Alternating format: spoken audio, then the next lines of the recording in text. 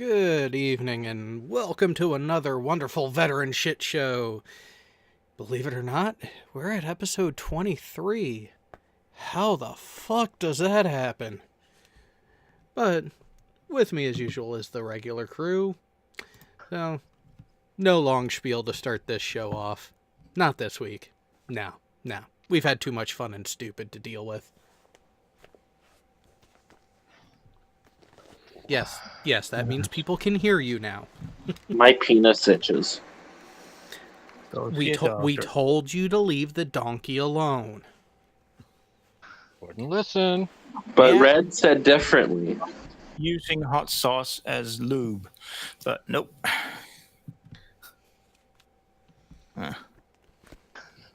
But the hot sauce soothes the itching. You need help, good. You really need. You know, there's a shot that'll take care of that.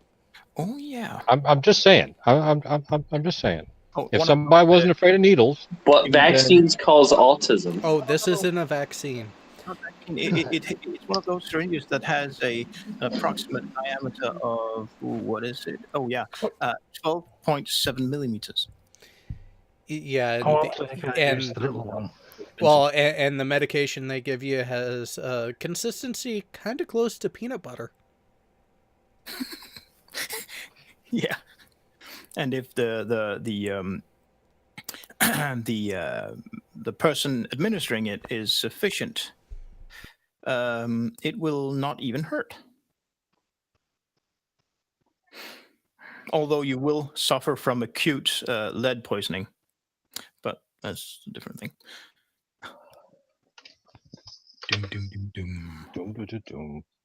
I had The lead is a natural element, according to Jillian, so it's safe. I'm good. Huh? What are you, Jay? Like clay is a heavy element or a heavy metal. So, Yeah. lead is safe, according to Jillian. You know, if it can be found in the body, it has a purpose. that's what I told my last girlfriend, but she wouldn't believe me. Last girlfriend I had, the best thing to do is just to hide it within her oats, or like her cereal. Just put a bit of lead. Just say you're adding extra iron. Problem solved. No, actually, I had to immediately then go and try to find a card that said, "I'm sorry, I hit the wrong hole." But I mean, is it hitting the wrong hole when you want to, just partake in a natural experience?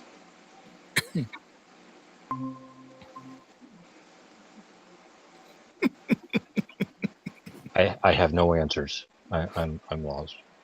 I'm laughing at this. I was talking about Wow. anal. My bad. It's bad when you get a Marine to be like, what? I was just talking about anal. What's wrong with that? Nothing. Well, yeah, you may think that until you involuntarily try it. Just slip her into the wrong hole. Like if it's sort of like what is it called? The whole donkey game, where you're mid ride and then you say I slept with your solicitor and then you hold on for dear life. A buckaroo. You guys don't have that in Denmark? No, we're not nuts. Oh, Yeah, we call that radio. Not in that kind of way, at least. Yeah, okay. Around here, we call that radio sex. yeah. It's fucking Whisper great, the isn't it? whisper the wrong girl's name in her ear, and then try to hang on for 8 seconds. Oh yeah. And preferably one of her better-looking girlfriends, right? Just that find a name that. Forget it.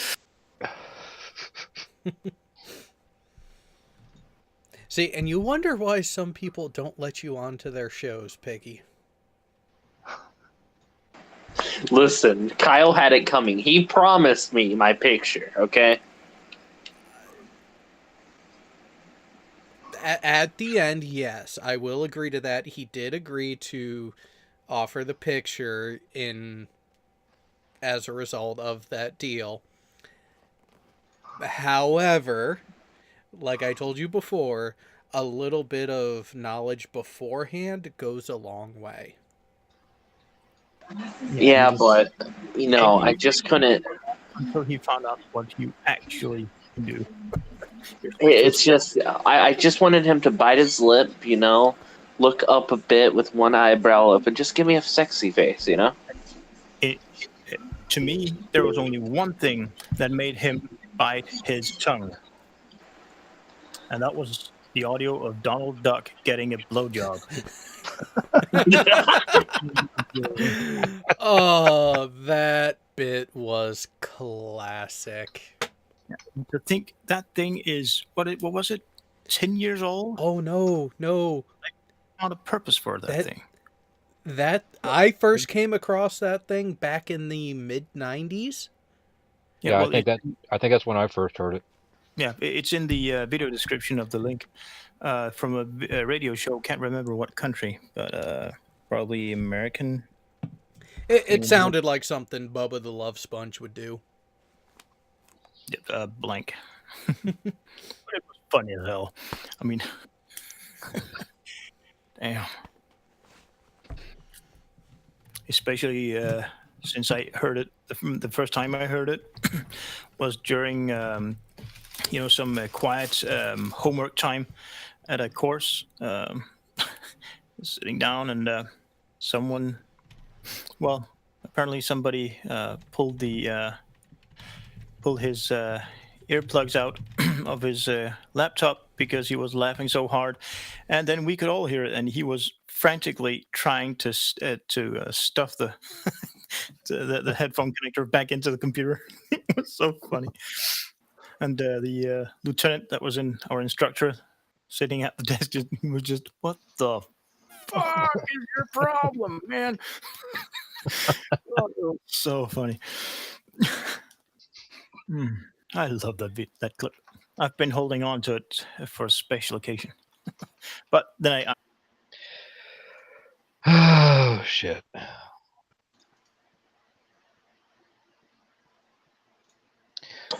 Oh, now I know we like to advertise memes. On a scale of 1 to 10 to abortion, how dark should I go with the memes tonight? negative F. So directly to Satan. Okay, thank you.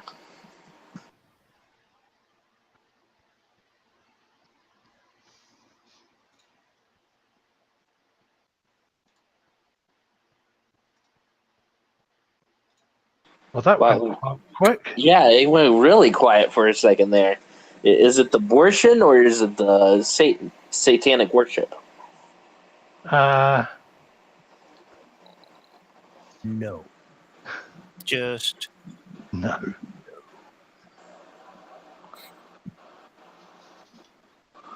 on another note, I've started something painful but good today. I've spent a couple of hours in the fitness center trying to get ready, starting on my painful journey of getting ready to get my hopefully final knee surgery in a couple of months. Hey, there you go. My knee is sore. Doing some, training that. Oh no, that's just. What are they going to do in there? Well, it's just reconstruction stuff. They've been talking about either printing or just I imagine CNC cutting a new kneecap, amongst other things, and then stick it in there with some blue tack. Oh, an entirely new kneecap? Yeah. Ceramic or steel or? I don't know yet. But they're not going to use steel, that's for sure. They're probably not going to use titanium either. But what I've heard them talk about is using Well, either a printer, 3D printer, or just CNC cutting it, but some type of polymer. Holy shit. I got the darkest memes of all. Bo, you do not want to go to the meme chat for a while. Uh-huh. Well, let me just say this. I've seen a lot of ugly, horrible crap that no one needs to see. I don't think you can top it. And no, that was not, I repeat, that was not a challenge. That was a warning. Okay, I'll respect your challenge. Or lack of challenge.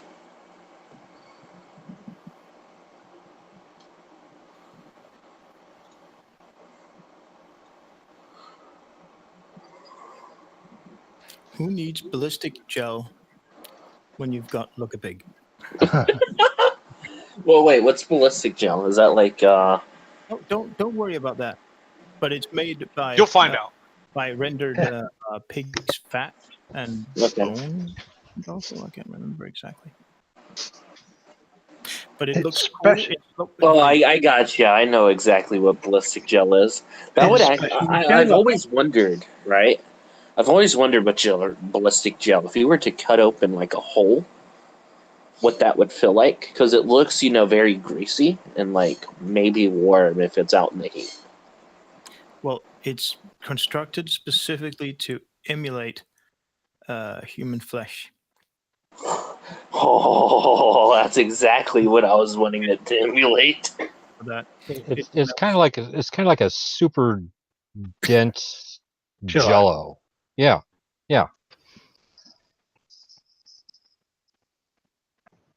In fact, I've actually kind of thought about making some up myself to do some testing. Oh, what's that stuff you can make? I'm not a cook by any measure, but what's that stuff you can use, to thicken up your sauce? Gelatin. Well, yeah. In Danish, it's called husblæst. I have no idea where that word comes from, but they come in clear plates here, at least, and there's this weird cross pattern on it, and you just more or less soak it in a mug of lukewarm water. And It is literally called gelatin Oh, in okay. English. Then the question is, could you just okay, it'll be expensive, but then again, ballistics gel is. Could you use that gelatin? That's what most people use when they do their own homemade Yeah, homemade ballistic. ballistic gel. You can, if you don't mind being cheap, you can use the cheap shit that you can get. That is say a lot that has a lot more animal fat in it.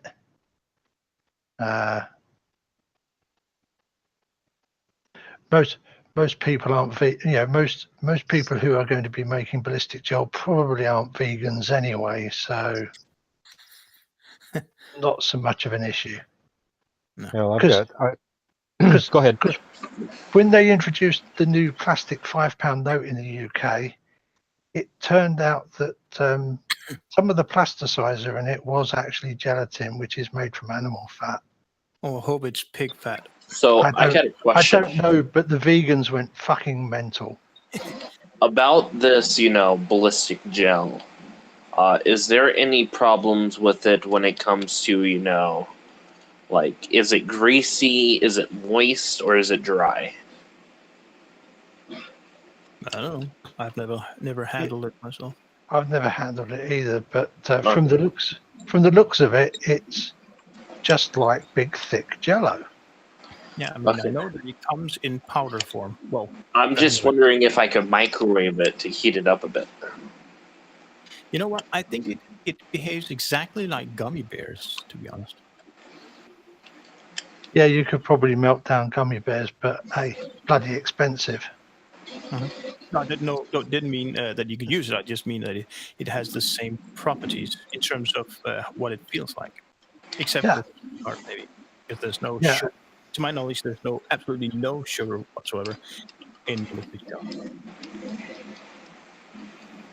But still, ballistics gel is nothing compared to seeing footage of a fully what do you call it? Fully comatose pig, drugged up pig, getting shot by different types of firearms. That's what they used to train us in the 90s. So they just use. Well, video. I mean, it was video. Okay. It wasn't just for us specifically. It was a video. I mean, that would be Was ridiculous. the pig already dead? Because you said comatose. Fully alive, but it was put, Okay. under by a doctor, by a veterinary. Okay, that's pretty fucking cool. It was already destined to be euthanized anyway. That's actually pretty fucking cool. Not with the what do you call it? Preface of the the words that were spoken before they show it, and it's not all that funny.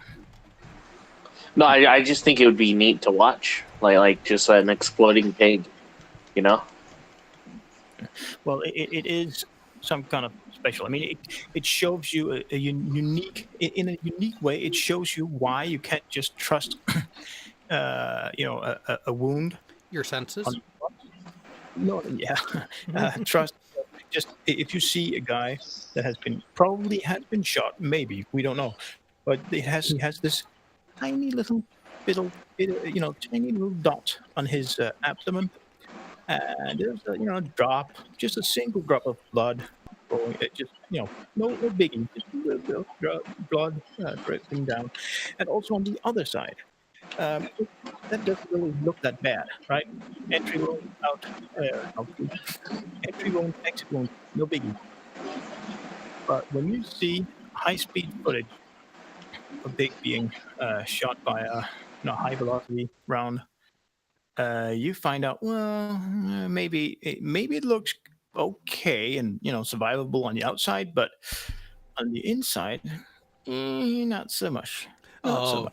Oh, talking about the high-speed footage of the 5.56 round. Yep. Exactly. Yeah. That. I mean, it wouldn't be a point to show the same with a 12.7 because there would be no tissue left to watch. But yeah, 5.56. Wow, that big cavity of mush. There is no overkill. There is only open fire and reloading.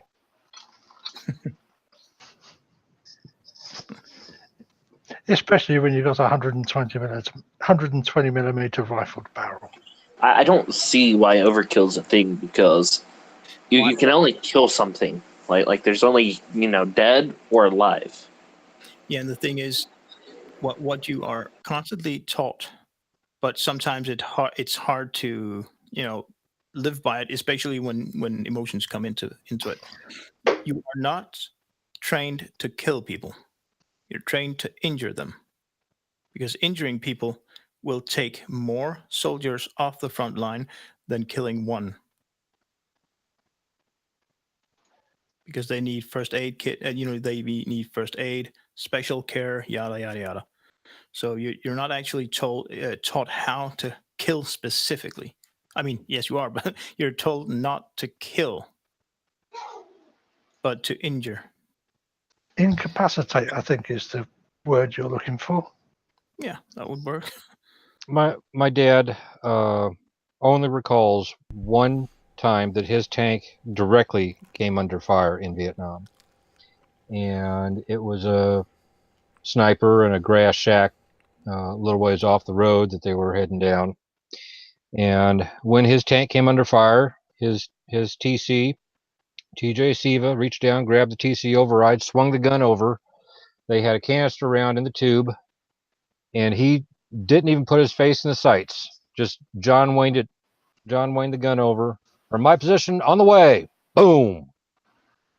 A canister round is essentially a gigantic shotgun shell Yeah, I was wondering. Yeah.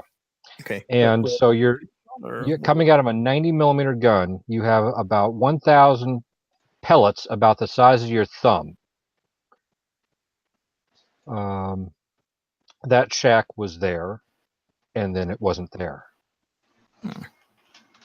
I would imagine those rounds are designed specifically for anti-personnel, Yep, that's what a canister is for.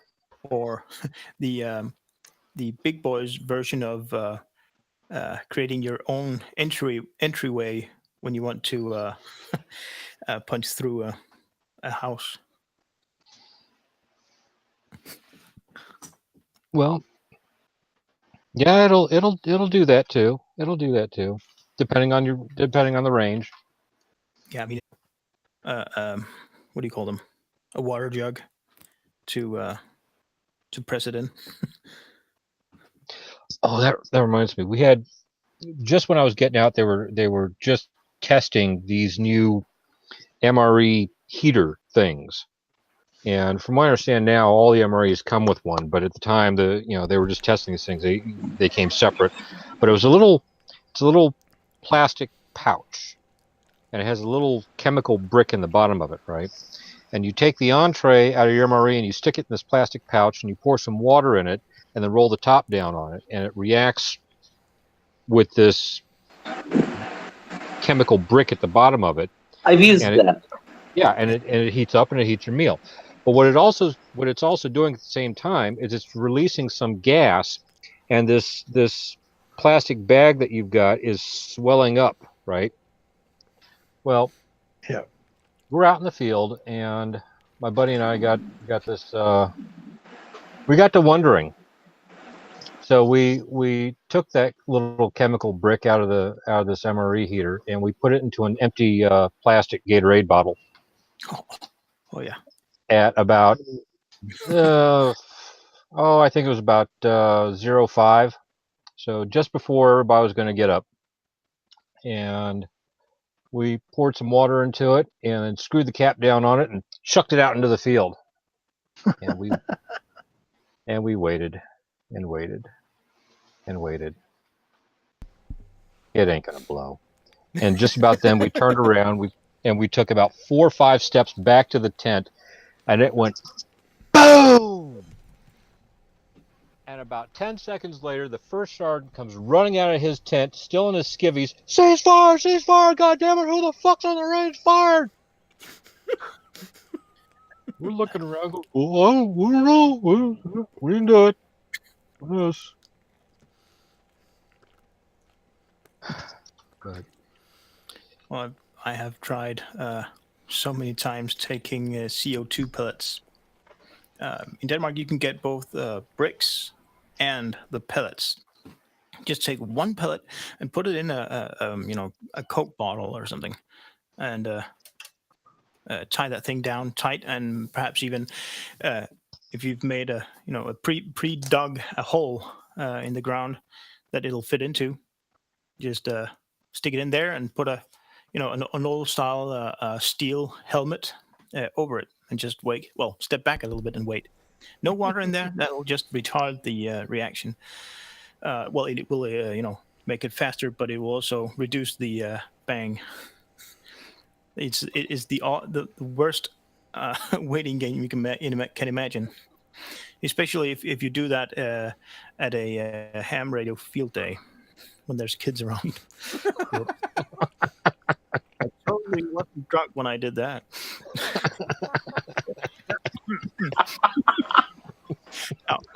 No one was hurt. This time. Especially the kids. They loved that stuff.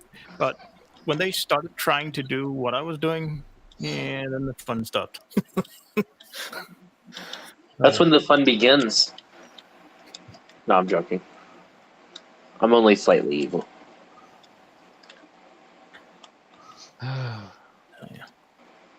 Ouch. Yeah, the gas it releases is flammable too.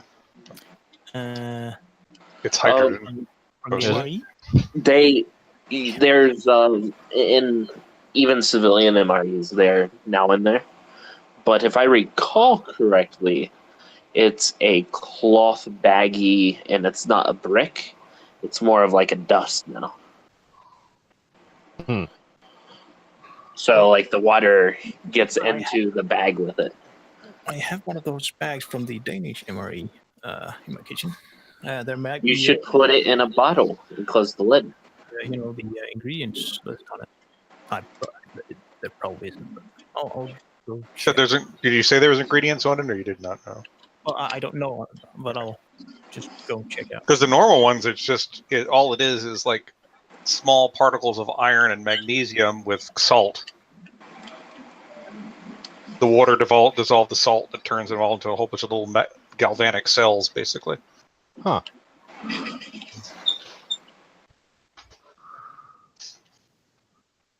I wonder how. You mean we should have been paying attention in chemistry class? Wait, are you saying I can take magnesium, iron, and salt and combine it to form an amazing substance I can put in bottles and throw into fields? Guys, warning! While I was in the kitchen, I wasn't listening, but it sounds like you're trying to give him instructions and ideas. Careful.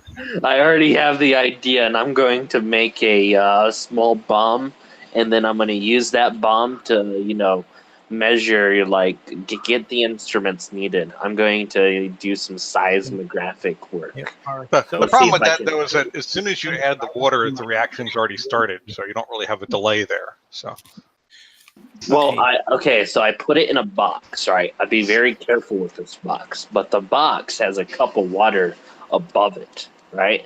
And all the magnesium, iron, and salts below it, okay? And then that's, I set the box into the ground, place the cup on it with like a string attached to the cup. Then I put the lid on it, right? So it's a metal box. And then I lead that rope. It's already in place where I'm at a safe distance. I pull that rope when I'm ready, setting off 3 detonations. What is Well, this? it's not Schrodinger's? not going to detonate, though. That's the thing. Detonate Damn. is a very specific. Okay, well then I'm just gonna find some TNT. That'll be fun. I just want to explode stuff. It'll get hot. That's It'll get hot. You know anything? If I wanted to make a makeshift explosions for the scientific research of seismographic imaging, or just to see if it works, well, what would I do? Well, get an actual education and the correct education, and then get the proper the proper credentials, and you'll Where's the be- fun in that? The fun is in the danger of not knowing what you're doing. Yeah, right. Until you lose a It- limb. Yeah, and I was going to say until you start losing digits. I knew a guy that tried to make gun cotton. Ooh, that's Oh. He I'm not he only tried it once. What is gun cotton? easy. We better not tell him. I'm already Googling it. You know what? We have to blame you for this one, Main Gun. I know. I'm a bad influence. Well, no, I'm not saying that. It's just you're not going to get away from that one. No. Imagine what you could do with aluminum powder. So I need nitric acid. Yes. Powder. And cellulose. And let's maybe a little bit of magnesium to start it, and a couple other ingredients. I'll just stop there because Yeah. probably Stir well. crazy to try that out. So it's also known as I know flash paper. Yeah, but now put a little bit of gunpowder on top of it and see what it does. You can use this for small rockets. He showed up to school the next day with his face and his hands and forearms his hands were bandaged, his face and forearms were beet red, and he had no hair. I guess someone learned a lesson. Yeah. The uncookable. Okay, so I need nitric acid, sulfuric acid, and some cotton.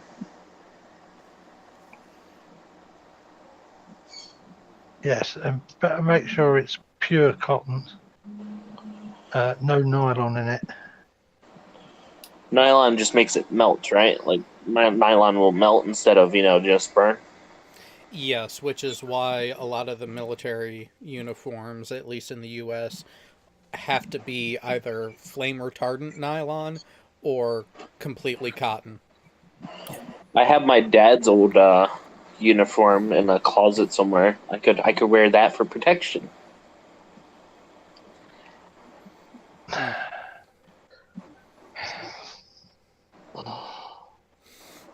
Actually, something pretty funny. Main gun, when you got out, were the new Digi Camis being issued yet or no? No. Those were years and years away. Oh, okay. But have you heard about the fun adjustment that a lot of people had with those? So, the older woodland ones, you would have people who would have a starch set for regular use and then the other sets for actual being out in the field. Right. Some of people tried to do that with the new ones, and holy fuck was it hilarious to see someone in beautiful looking camo uniform getting their ass just completely reamed from one side up all the way down the other.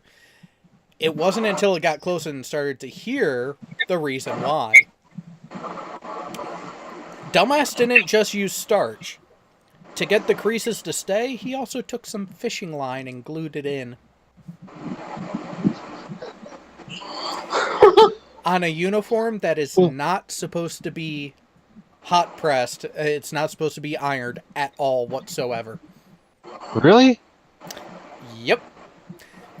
The current camo that the Marines wear are treated with a flame retardant coating that has been worked into the rest of the fabric, that you do not use starch, you do not press it, you just literally wash, throw it in the dryer. As soon as the dryer's done, you literally snap it smooth, hang it up, and that's it.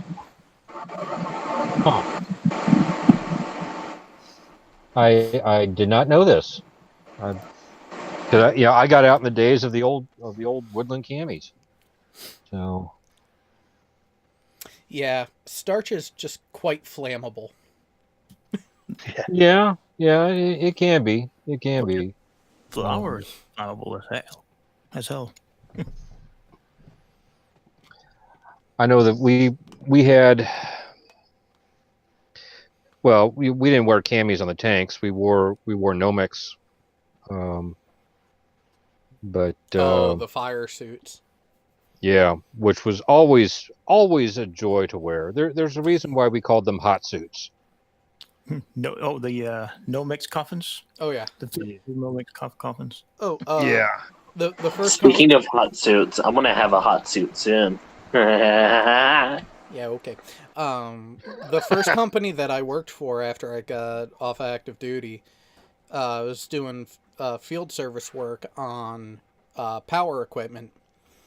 I had it was either a 20 or a 25 cal flash suit, and holy fuck, I hated wearing that thing because even though it was the proper size, it restricted my movement because it is meant to protect me from not just the flame, but also the arc blast. But think of in this way, you won't freeze. Yeah. I don't know. Yeah. It was just one of those things. It's like, why?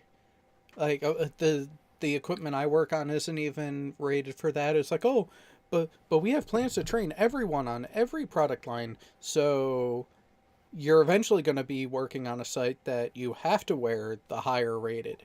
It's like, you sons of bitches. Mm-hmm. Okay, Lugapig, in relation to the flameless ration heater thing. Yeah. The Danish version, it's made by a UK company, by the way, but no, well, produced for Veste UK Limited, but made in China, of course. The first ingredient is hard. You probably can't get that. You'll have to either steal What's the somewhere ingredient? Trust me, I know some people. The other two ingredients are relatively easy to get. I'll Hold say on, them. hold on. What is the first ingredient? He's sending you an image with the list. Actually, Okay. I'll just say it out loud, but I'll say it quickly so you won't be able to hear it. Calcium oxide, sodium carbonate, and aluminum powder. But of course, it's not just a matter of mixing that stuff together in a big pile and stuffing it in a bag. No, there's certain ways you have to combine them, etc. Well, and the particular ratios. All I say is, if you do it, video it. Like I could make an entire show dedicated to me fucking with shit. Like lithium batteries, fucking, I'll take a knife right to it, slowly cut it open and unravel the lithium, throw it in some water. That horrible, just cutting it open. I mean, I always cut them open. How else do you open up a vacuum packed sealed foil? Just cut it. Why do you think it's vacuum packed? So I can open it. No, why do you think it is vacuum packed? To avoid air, because the air can also cause a reaction. Yeah, but it isn't vacuum packed. No, it's vacuum sealed. There's packed at the same atmospheric pressure as what you're in right now. But it's sealed. It's a vacuum. It's a vacuum seal. It's sealed to avoid air or oxygen, atmosphere coming into it. Yeah, it's still But there at the same pressure as what you're in right now.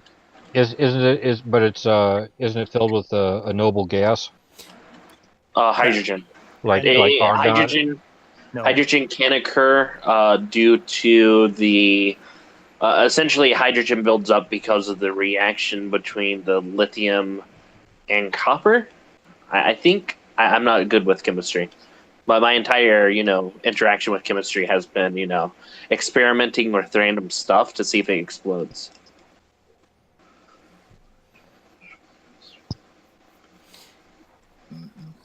But I do know it's hydrogen. Hydrogen gas builds up, and that's why you'll see like a pouch swell. And if you do stab it, it's the hydrogen gas that goes off, or it's the it's also the high voltage of the actual lithium ion. But when you get the flame, like the flamethrower effect, mostly like if you shoot a lithium pouch, which I have done plenty of times, it will just spew out a bunch of air or just pressure. It doesn't have a flame to it. But every once in a burn, like you see in a video where somebody shorts out a battery and waits for it to start burning or puncture it. I forget. I think I read that it's hydrogen that sets off the fire, outside of just like a small pressure. That it's the actual hydrogen burning. I've read that somewhere. One thing going on when that happens, chemically wise, but think of the color of the flame. Or flames. Okay. And before it starts burning, what do you see? A lot of steam. Yeah. Yeah. And by the way, it's not just a matter of hydrogen. There's many different types of hydrogen. For example, if you take what do you call it? Chlorine, and you take a lot of aluminum powder or a lot of shredded aluminum and throw it in there. It is a type of hydrogen being produced, but it's not hydrogen. It's I'm not a chemist. But oh, neither am I. I just know, I like things that explode and it's fun. Well, that does. I've never played with anything that explodes, except maybe for a firearm. That does kind of remind me, though, of a bit of advice that I try to pass on to people, and this is in all seriousness, not a joke. Yeah. You're jump starting a car, right? You got a car sitting you got jumper cables, you're all hooked up. never, ever smoke around that. Yeah. And the reason is that, okay, you got a car with a dead battery. Okay. Now, there's a real possibility that there's damage in that battery. Okay. And when you start charging that battery, hooking up those jumper cables from the running vehicle, you have the potential to release hydrogen gas out of that car battery. And if you're smoking around it, you can ignite that gas. PCs go boom! Oh yeah, I've seen batteries go boom before, and it's then not. Then it blows the sulfuric acid in your face if you're really unlucky. Exactly, and that's a mess to clean up. Unfortunately, Assuming it's still on got your a face. face, if it's on your face, you've got a problem. You ain't getting out of there without some major burns. Yep. And lifelong scarring. Huh. Thanks for the advice. That's if you've got a face left. Yeah, well, Because sulfuric acid is pretty fucking nasty stuff. yeah, well, It's not- just because it wasn't known as oil of vitriol for nothing. So Yep. I can get sulfuric acid from car batteries too. That's great to know. yeah, but not much. Oh god. Only So certain now all I types. need is now I'm almost there to my cotton, my flash cotton.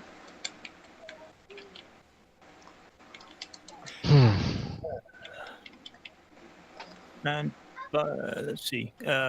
Like I said earlier, it's not hydrogen coming out of lithium-ion battery fires. It's hydrogen fluoride. which Hydrogen fluoride. Okay. So if it was, that's not a lot better, Bo. yeah, I mean, if it's just hydrogen gas, no biggie. Very hot, not so good. But hydrogen fluoride, worse. Potentially very much worse. And then again, there's different chemistries or different generations of lithium-ion batteries. I Not know. lithium polymers. Use- There are also lithium-ion batteries. You just Yeah. use hydrogen fluoride to etch boards. So. Oh, and phosphoryl fluoride too. Lovely. Mm-mm. Yeah, there's some nasty stuff in there, but it's not something to mess around with. I know. I enjoy taking apart lithium batteries just for shits and giggles because I know it's dangerous. So if I have not had one, have any type of reaction on me.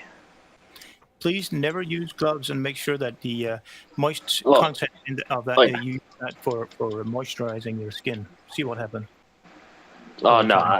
No. Don't touch that shit with their skin. You will I regret it. take safety measures, and by safety measures is I keep somewhere I can throw it, like normally outside of my window. No, the first safety measure would be don't do it. Second, if you have to do it outside. With a But lot- outside is so boring. You want to do it inside where there's danger.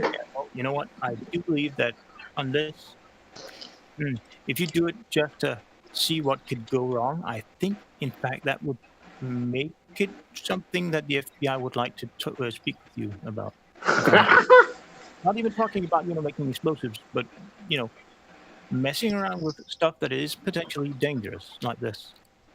Hey, Uh-huh. Bo, Be something that the FBI would like to know about. That's the amazing part of doing it on my own property. They can't do jack shit. You know If they- around here it wouldn't be the FBI, it would be the sheriff that would show up, and Sheriff They'll be Bucks like, would, "What are you doing? I'm Yeah. playing with shit."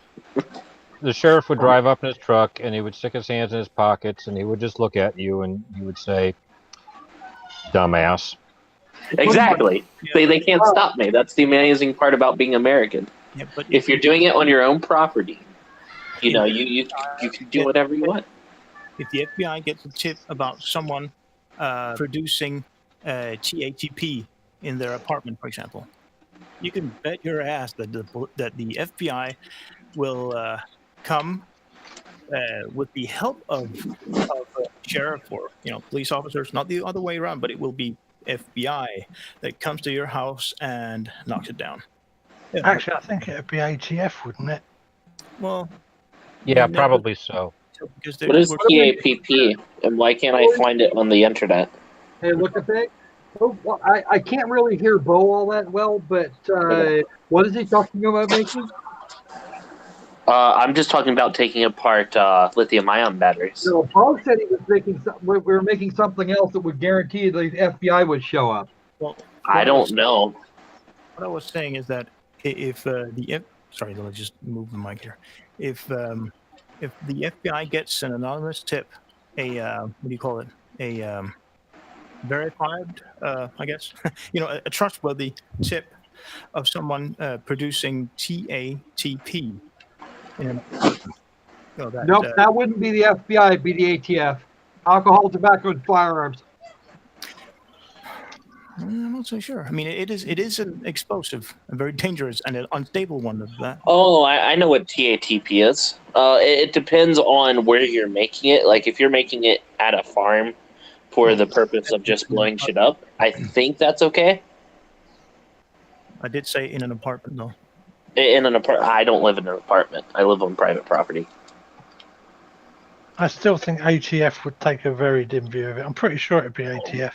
Yeah, it would be the Bureau of Alcohol, Tobacco, and Firearms that would show up to put the kibosh on it, assuming, of course, the cops haven't already arrested your ass. Yeah, those guys have no sense of humor. No, but think about it. What's the single use of TATP? Explosive. Yeah, Make it go blow. and that would make it. I mean, making explosives, that isn't necessarily a job for the ATF, would it? Yeah, that would fall under their bailiwick. But if I were to make explosives, I would do it, at like a family farm, in a place that would be safe to make said explosives, to then detonate on said family farm, for shits and giggles of just detonating explosives. Believe it or not, a lot of folks use out on farms. They use explosives to rip up tree stumps. Yeah, I was about to say that. We do that out here all the time. Yeah, I mean, if with the farm animals, crops, and all that, you have diesel, and you've got fertilizer. In other words, you can make ANFO really easy. And what's your point? Of the legal stuff, but you have to understand we're Americans. We're allowed to do that stuff. No. Actually, if somebody's actually making ANFO, that they wouldn't be all that thrilled with it. What's ANFO compared to, or I thought you said nitro. No, it's ANFO. Ammonia nitrate and fuel, diesel fuel in this case. Okay. I don't know about the legal stuff, but out here in farm country, in farm country, those are two things that we got a plenty of. Mm-hmm. And it has been done for practical purposes, and people just kind of, we don't really say much about it.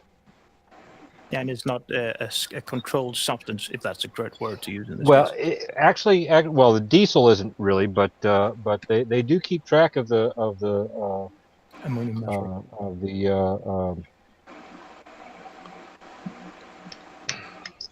Ammonium nitrate. Yeah, they do. The nitrates. Now, granted, people buy it in when you buy nitrates, you're not buying it in bags. You're buying it in a big damn tank. A big. Well, no, not a pallet. It comes in a white tanker trailer. How it gets delivered to farms in Denmark.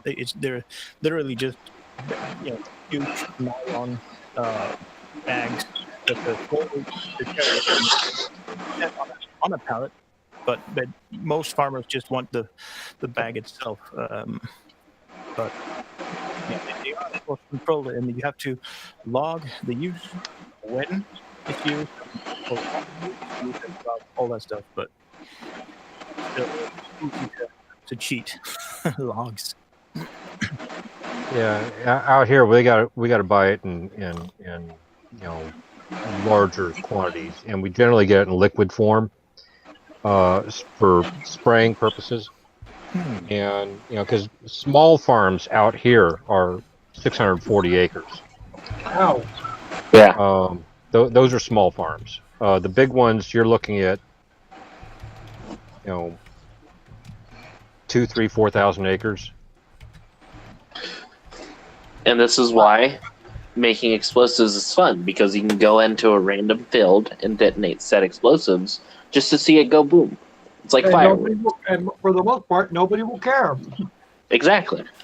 It depends on how loud it is. Yeah, unless Yeah.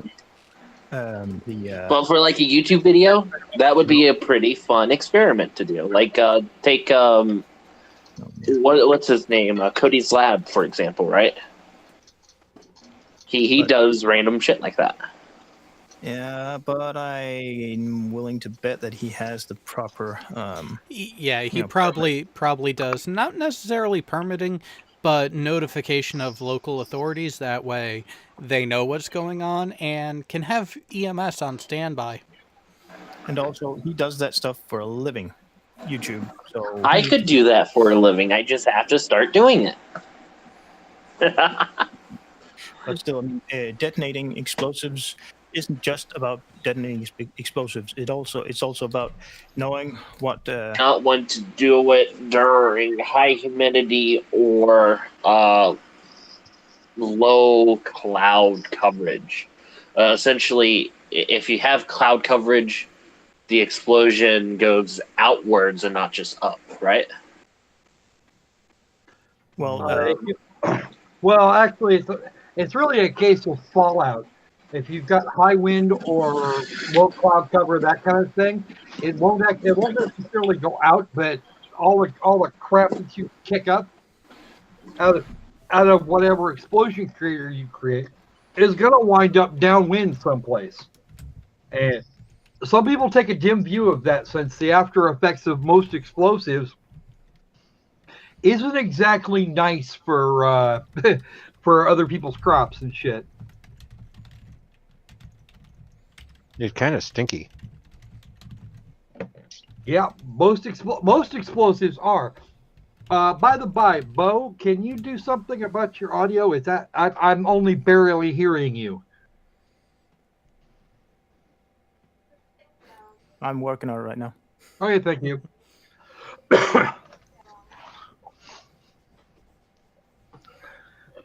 So, did any of you guys watch my live stream earlier today? Yes.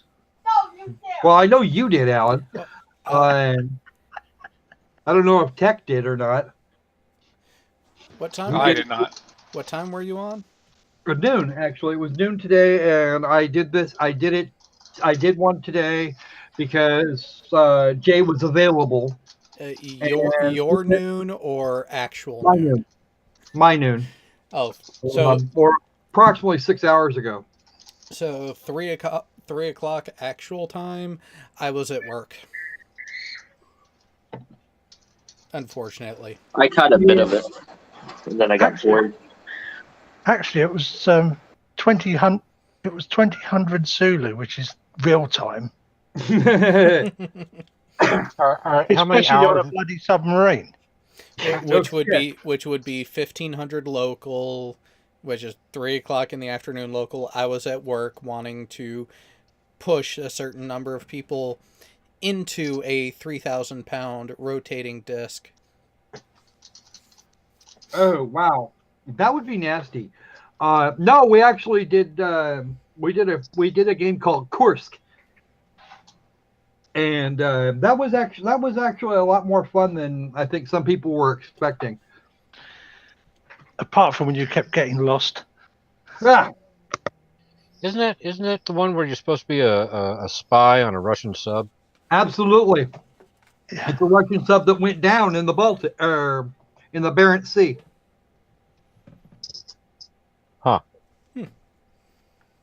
So you Nope. were the one that caused it. Yeah, Oh, that explains a lot now, actually. Yep, the curse went down. The protagonist for this was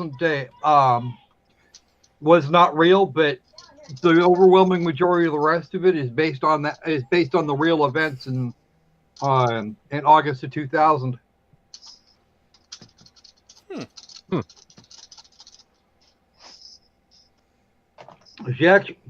They actually had 23 people that survived. So long. Well, Well, no, they were actually in one of the aft compartments, and apparently they died of asphyxiation. Eventually, yes. It only took them like a week it took them the better part of a week to try and get down there to them, and all they found were corpses. No, depending on how many people were in the space, size of the space, they were starting to suffocate or at least suffer oxygen deprivation anywhere from an hour into 3 hours into the ordeal. Well, there was a written note found that was logged. A written note that was put together about 2 hours after she went down.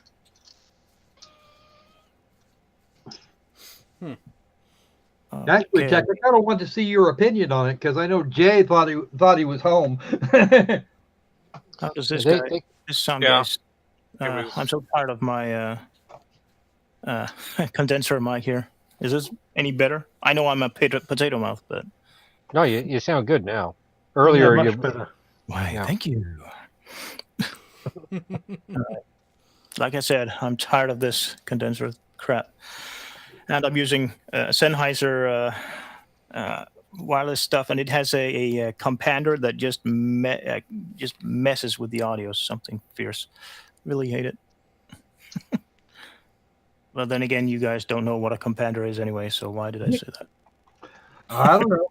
To feed your own ego. Thank you very much. You know what killed the curse? The people that survived the sinking, and the curse. Politics. Well, yeah, true. I think that. I mean, it's so weird. What the hell are they thinking? I mean, the Russian government, is it arrogance? Is it the fear of being embarrassed, not to ask for help? Both. Or losing face over their country, their own citizens? I mean, what the hell? All of the above. There was a Yep. question. It was actually a question of technology. Reportedly, they had a brand new type of torpedo that, whilst really loud, was able to do some serious speed and make a really big boom.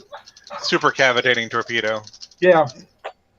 But was there any information about that later? That is that they were unable to. If that was the case, okay, hardware attached to the sub may be an issue, but the torpedoes, they could have shot them out of their tubes, I would imagine. Actually, no, they couldn't have.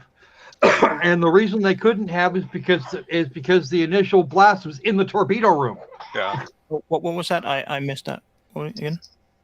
The initial explosion was in the torpedo room. Oh crap! Yeah. According to what we have, it was a hydrogen peroxide leak. Ew. Made it look, and apparently it caught fire somehow, and it set off the torpedo it was in. And then a few minutes later, the rest of the torpedoes went kaboom. Well, just for clarification, except for the uses of having hydrogen peroxide in a first aid kit, what is it used for in a sub? Fuel. Propulsion. Yeah, that it would be your fuel oxidizer. Oh, not for a Stirling engine to produce electricity then. No, it's the torpedo's fuel in this case. Huh. That's some volatile stuff. Well, Yep. yeah, and keep in mind, the torpedoes need to be AIP. They need to be air independent. That way they can actually run as long and as fast as they can. Yeah, the ones And we that- use a monopropellant. So But using hydrogen peroxide, wouldn't that produce a lot of air bubbles too? Well, diesel would, of course. Yeah, But but you don't care about that from the torpedo itself because it's active homing and it's a warhead. And well, I mean, if you're fighting another sub, I could see that it doesn't make much of a problem. But if you're attacking surface targets, surface targets are easier to hit than subsurface ones. They don't have as many countermeasures. They don't have as many options to avoid. yeah. The other thing is you don't actually Surface have ships to, are two-dimensional. Exactly. here's the problem is that you don't actually have to hit a surface ship. All you have to do is detonate the torpedo under it to break your Oh, which brings me back to the first. Oh yeah, the first lesson we had in EIDs. Standing in that 20-foot container with what do you call them? Labyrinth walls or baffles to take the shrapnel, and you're in that 20-foot container, and the explosives are being set off less than 5 meters from the entry to the container, and the container is still wide open, of course. Those booms, those concussions you get out of it, you get your sinuses cleared out very fast. Though that was some good times. Even being allowed to pack in those 105 millimeter shell casings from the what's it called, the 105 howitzer, self-propelled howitzer rounds, guns. Just the shell casings from them, just stuffing them with old, soon to be soon to be destroyed explosive. It gets too old. Just ramming that stuff in there, and it takes a lot of time filling them up. But you get to, well, some of us, if we're lucky, get to push the button. Oh, that's so fun. We had the tanks that were on. Those were 105s, but they have it's not an artillery piece. It's a high velocity direct fire gun. There's about twice as much powder than an artillery 105. Okay, now as a driver, we were doing some stationary gunnery, so I'm just sitting in the driver's compartment. I got nothing to do, and I got the hatch buttoned up, and I'm just kicking back, and the gun goes boom, and I thought, I wonder, and so I just undogged the hatch and just cracked it so it popped up. Still lower, but it's popped up, and the gun went boom, and a little rush of air came through her. Okay, no big deal. So I swung the hatch open. Bad Boom. plan. Rush of air come through. Well, that wasn't bad at all. So I jacked the seat up. So now my head is out. Dumbass. That third round, boom! The force of air hit my face like a 2x4. And I was like, nope. Drop the seat back down, slam the hatch shut. We're done.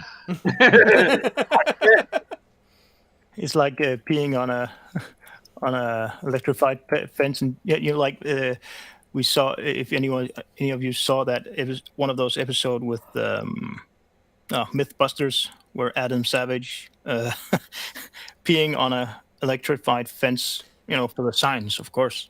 Wasn't the same episode that they did the third rail test? Yeah.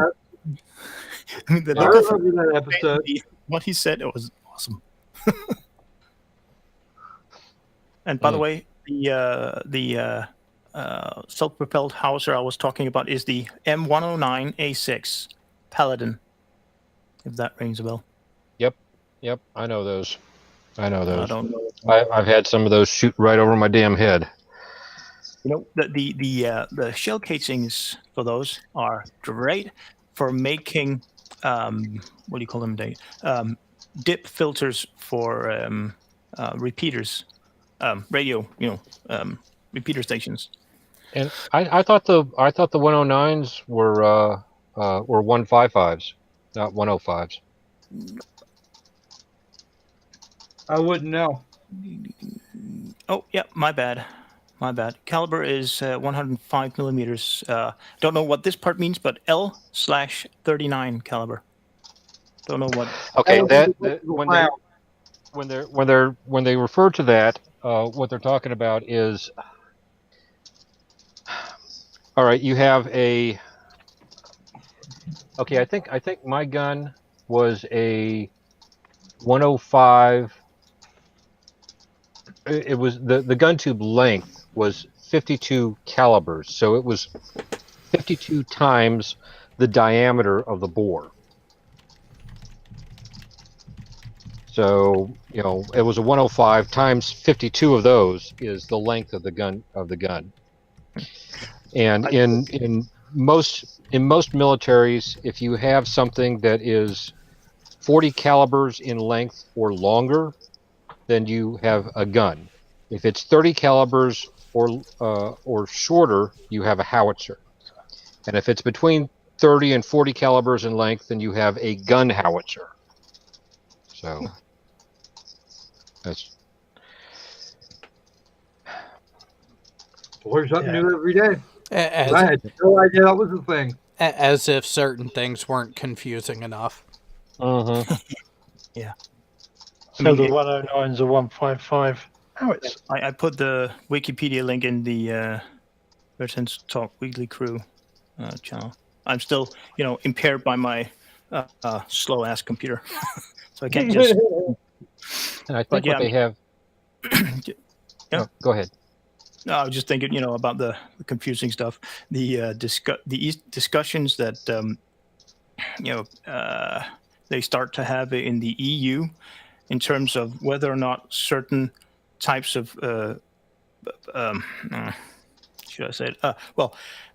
Edible plant material, either I'll just give it that.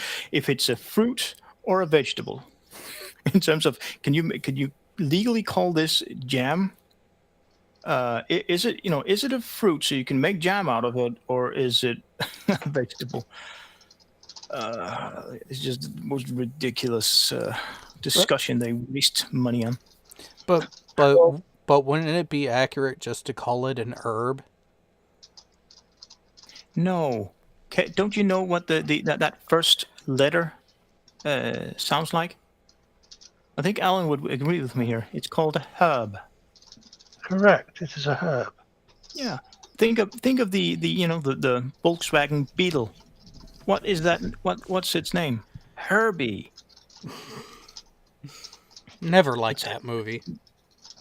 What? Well, Hey, that was my childhood. Series of movies, but herb is actually a name here quite frequently, and I think they actually changed the pronunciation here in the U.S. To herb just to keep things clear. Yeah. But Hey, Herb, you want some herb tea? Why are you going to make tea out of me, dude? But it must be short for something, I would imagine. Herbert. Herbert, yeah. Oh, yeah, that's just a sad name to have, Herbert. I mean, I have a kick-ass name, Harry. I mean, come on. Okay, and sometimes I love getting dirty. I hate being dirty or staying dirty, but I love getting dirty. So All depends on the type of dirty. yeah, I mean, that was my thought. then being told, okay, we need a hole. It needs to be this big. Yes, sir. I mean, I don't know why, but it's just the satisfying feeling of the white foam in the side of your mouth while you just go crazy with a spade or whatever you're using. It's just satisfying. Mango, Always getting the short end of the stick. I'm going to say, you want to watch out, or they'll end up putting you in the bloody Pioneer Corps.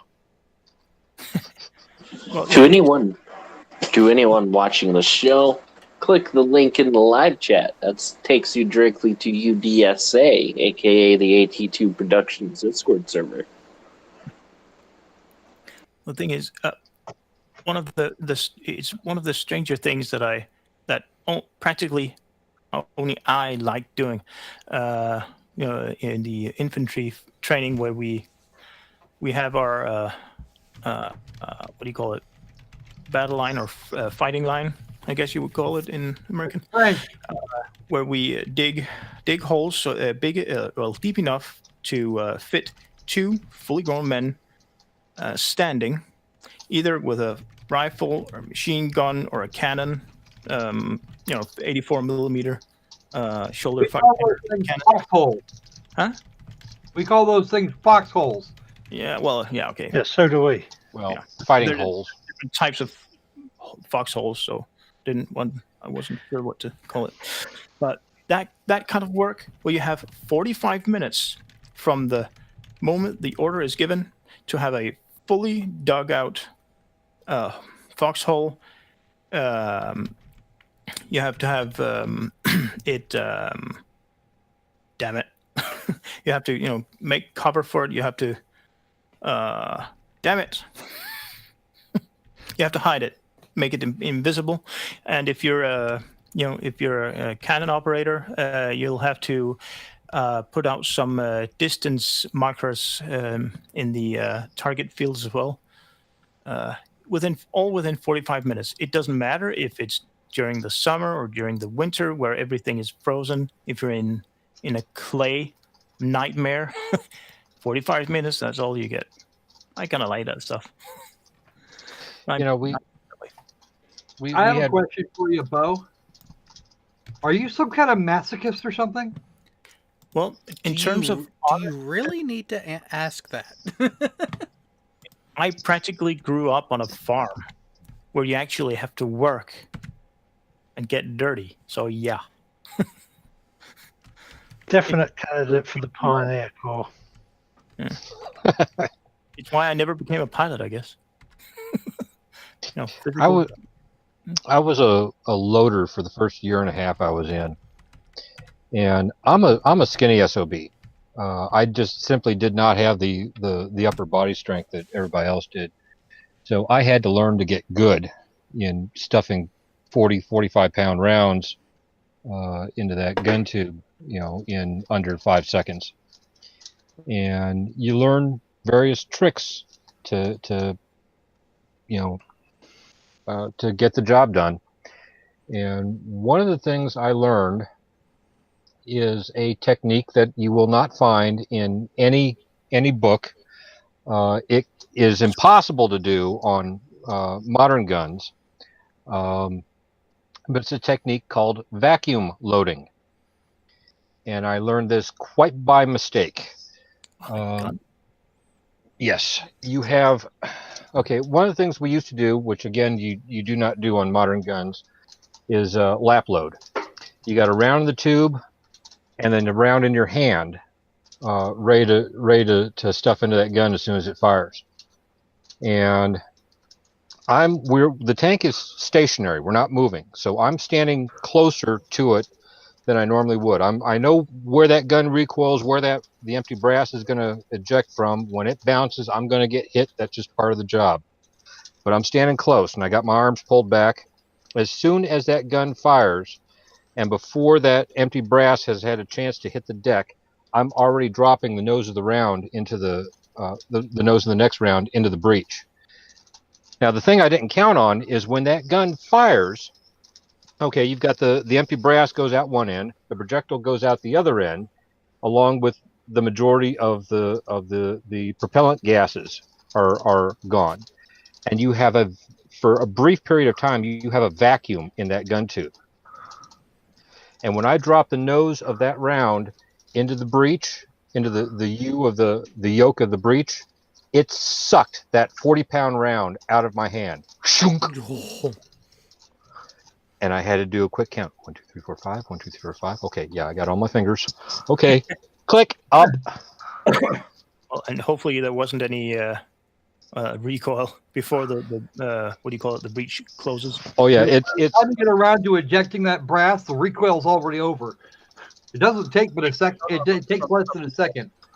I'm just thinking The gun jumps back and you're ready to go. Yeah, I wasn't talking about actual recoil because of the round being thrown out.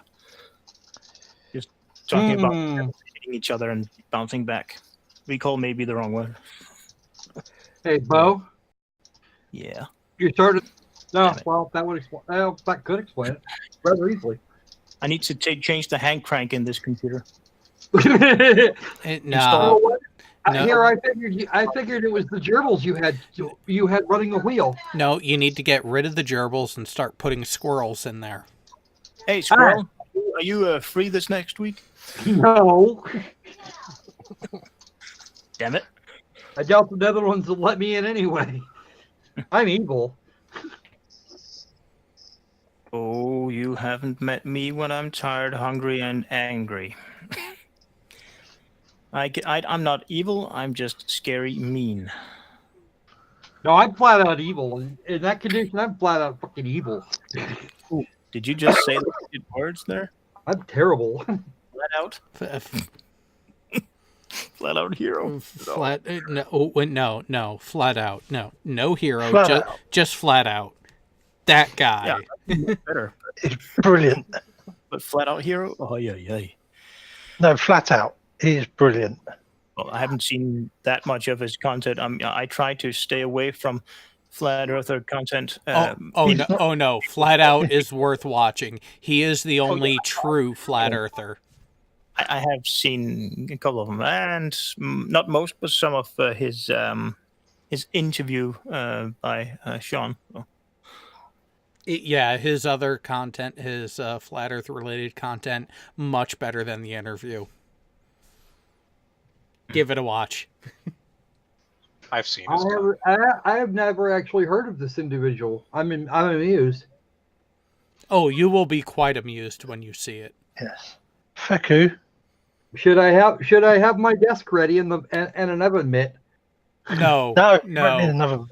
No. Oh, I spent about a week trying to explain the geometry of a sphere to him, and I gave up. Surrender in the field. That sounds like flat out hero, not flat out. Yes. Yeah, that's flat out hero. Flat out is an older gent who just does amazing work. When we say that he's the only true flat earther, he's the only one worth watching.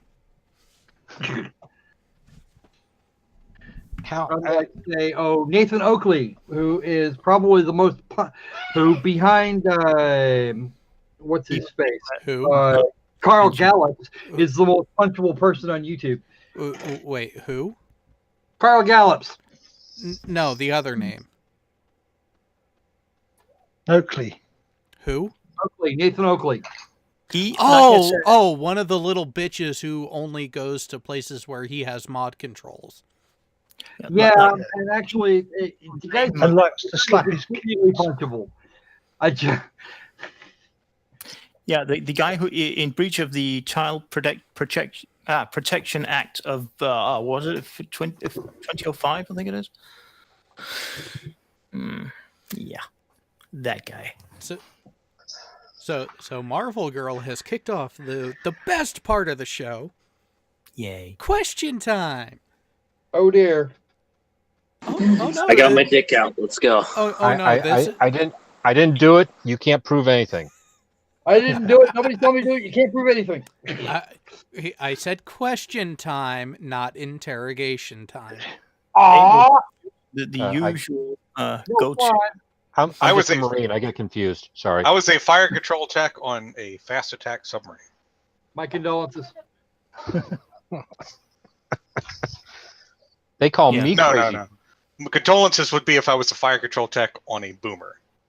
Oh yeah, that would suck. That would suck a lot harder.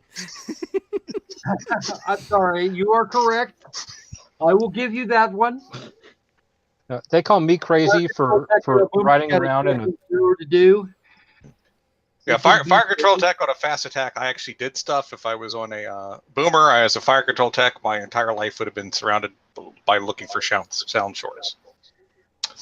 What sound shorts?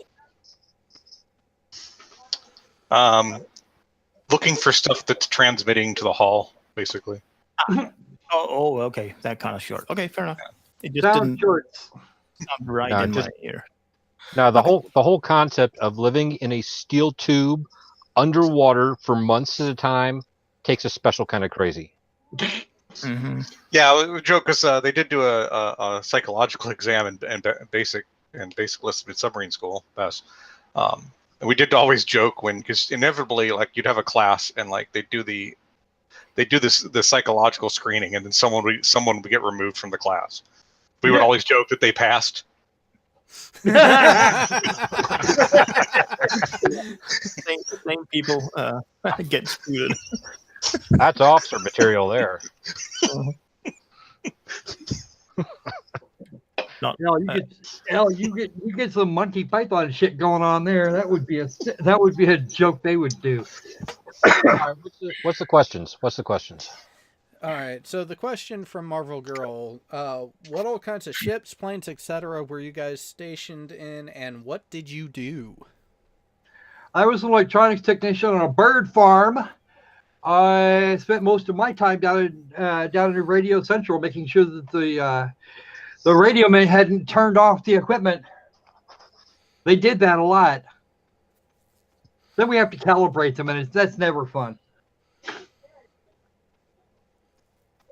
Yeah, the course alignment tool for the officers is frowned upon. Yeah, well, that's because you're doing it to the officers. You do it to the seaman apprentice radioman, and it's considered a good thing. But you forget, I was one of the few people who could actually get away with telling not just any officer, but my XO, sir, with all due respect, stop fucking breaking my shit. Yeah, I think he told me about that. The guy would just forcefully plop himself down in the chair and Short fat fuck would literally jump, and I swear if he had the ceiling clearance on the bridge, he would have tried to do a somersault getting into that chair. Lucky you, there was no the ceiling clearance on a. It's just no good. You wouldn't get that on a carrier. No, and here's the really bad part about it. So, any modification made to something mounted on or inside the skin of the ship, which is an aircraft carrier, had to be approved by what's called NAVC, Navy Sea Control. However, it wasn't McNamee. It was fucking Parker. Captain Parker, the CO, right before I got there, was like, you know what? I'm sick of this shit. I want to hear what the aircraft are talking about while they're up doing their thing. So he requisitioned 2 airborne radios, the type that I maintained, had them mounted to the wall, the bulkhead right next to his chair on the bridge, had the control box installed, had a DC power supply installed under his chair, a couple antennas up on top of the island, everything. Full system set up. Because it was installed on the ship, technically it was supposed to be maintained by the ETs. However, because it was an unauthorized modification that he wasn't going to get rid of, all the aviation sourced equipment had to be maintained by my shop. My condolences. Yeah. Off the rippers, of course. Yeah, so there was a time where the control box kept failing. And I was up there after replacing it one time, checking on the power supply and making sure the antenna propagation was still correct. So I'm laying down on the floor, my head under the chair, checking the calibration of the power supply, and all of a sudden I hear this loud bang on the chair. I slide out and look up, and it's the XO gotten into the chair. And it's like, oh, sir, a little warning next time? It's like, oh, I didn't know you were down there. It's like, well, I am, and I'm going to be here for a little bit. It's like, oh, all right. He hopped down, went and did something else. Finished up, reconnected everything. I was packing up my portable tool case, and I stand up and turn just in time to see him jump on the chair. I don't even get off the bridge. He's like, hey, this isn't working now. It's like, oh. I go over and look, and the control box is hanging from one mounting point instead of the 4 that were there before. Ow! I'm surprised you didn't break his ass doing that. Yeah. Yeah, It was at that point I was like, sir, with all due respect, stop fucking breaking my shit. He gave me a look and was like, wait a minute. And then he looked at my collar, saw the second glass. He's like, you've been around the block a few times, haven't you? It's like, I have, sir. This is not my first duty station. And I also grew up as a Navy brat. I know the game too well. It's like, all right, that's your get out of jail free card. You have one more. Use it wisely. Marvel Girl, I'm from Connecticut, near where the subs are made. I'm sorry. I'm sorry that you're an American. That's just sad. Yeah, it's unfortunate, isn't it? The carrot skin individual you have for a president. It's just sad. I don't know. Somehow it seems like it's going to be better to be an American than it will be a European before too damn long. Article 13. Oh, crap. Yeah. I think I'm actually already seeing the consequences of that retarded the piece of legislature or whatever the hell they want to call it. Well, Bo, there's going to be more than that. Right now they're agitating to put together their very own army. No, it was thankfully that was shut down. Well, here they've been trying that since about 1990. No, the EU. The EU army. Yeah, but it has been shut down. It will never, damn it, never exist. Considering that if they don't get the thing they want the first time, they can bring it up again later. I'd be willing to bet you're wrong. Comes up about every 5 years, I think, roughly. By the time it comes up, gets chatted about for a bit, and then squashed on it, sort of a 5-year cycle. It kind of sounds like about the same cycle as the U.S. goes through when they try to get rid of the Marine Corps. Yeah, that doesn't work that certainly won't work very well. I don't know what they're planning on doing with the Marine Corps, except reabsorbing it into the Navy completely. Yeah, but then they'd have to get rid of the Master at Arms, and I don't see them doing that. Well, the Marines used to provide security on naval ships. Capital ships, yeah, the battleships, the aircraft carriers, and the cruisers, I believe. I believe they still do. No, they don't. No, Nope. they stopped doing it. Nope. The only Marines that are now stationed aboard ship are actually not on the ship. They are either the MEU, the expeditionary unit on the Gator freighters, or they are a part of one of the squadrons of an air wing on an aircraft carrier. And they stopped they stopped the security in the late 90s? Yeah, late 90s. Yep. And So if you that go would back- explain why I didn't know about it. In the late 90s, I wasn't on ship. I was out in the fucking mud. And if you go way, way, way back in time, and you probably have to go all the way back to the the 1800s, Marines also used to man the guns. Yep. Actually, that was true up until I believe World War One.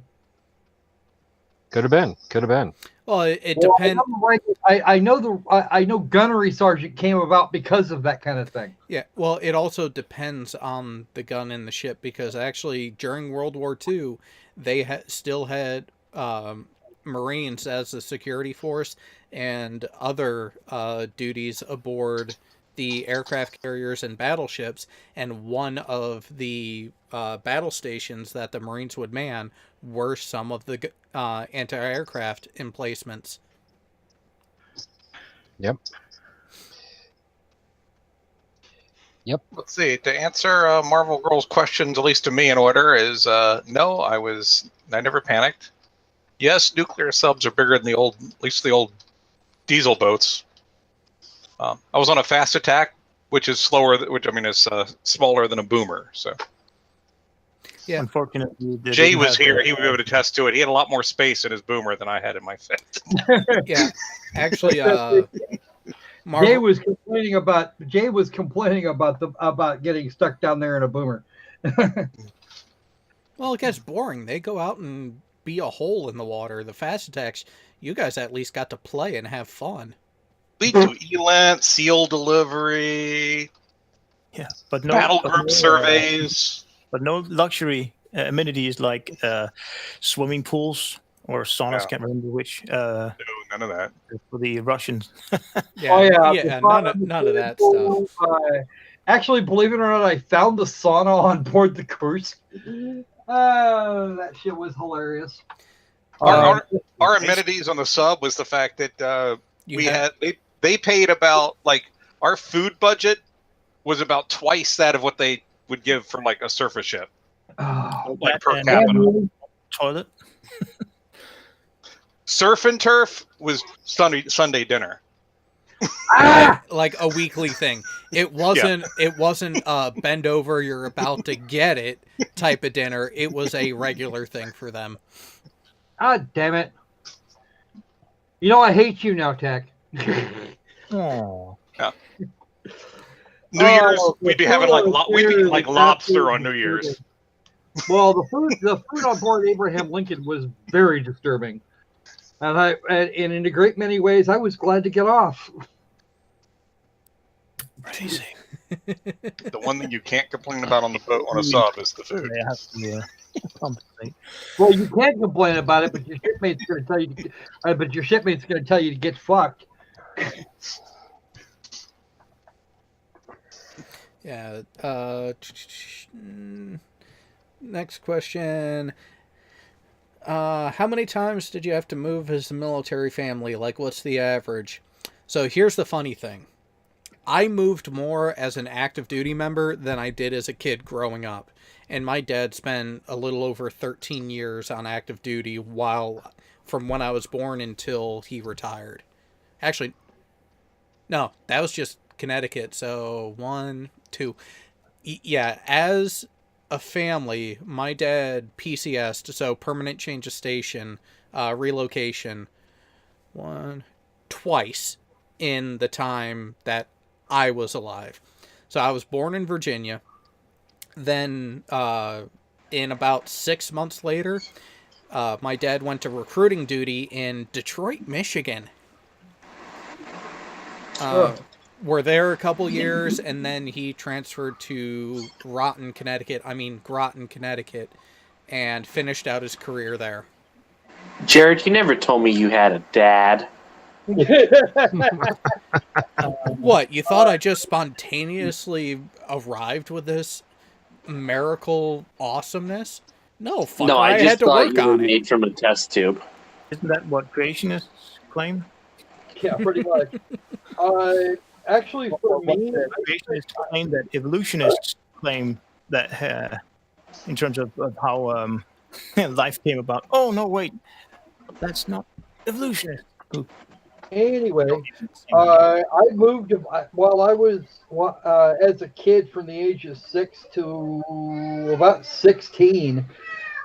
We moved like 5 times back and forth to Germany for a couple years, 3 years.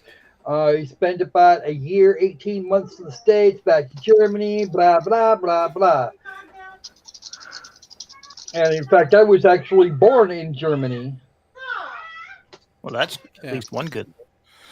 Well, with my relocations while on active duty, my actual change of stations from boot camp to Pensacola, Florida for training, up to Virginia Beach, Oceana, Virginia for training, to back down to Florida to Jacksonville.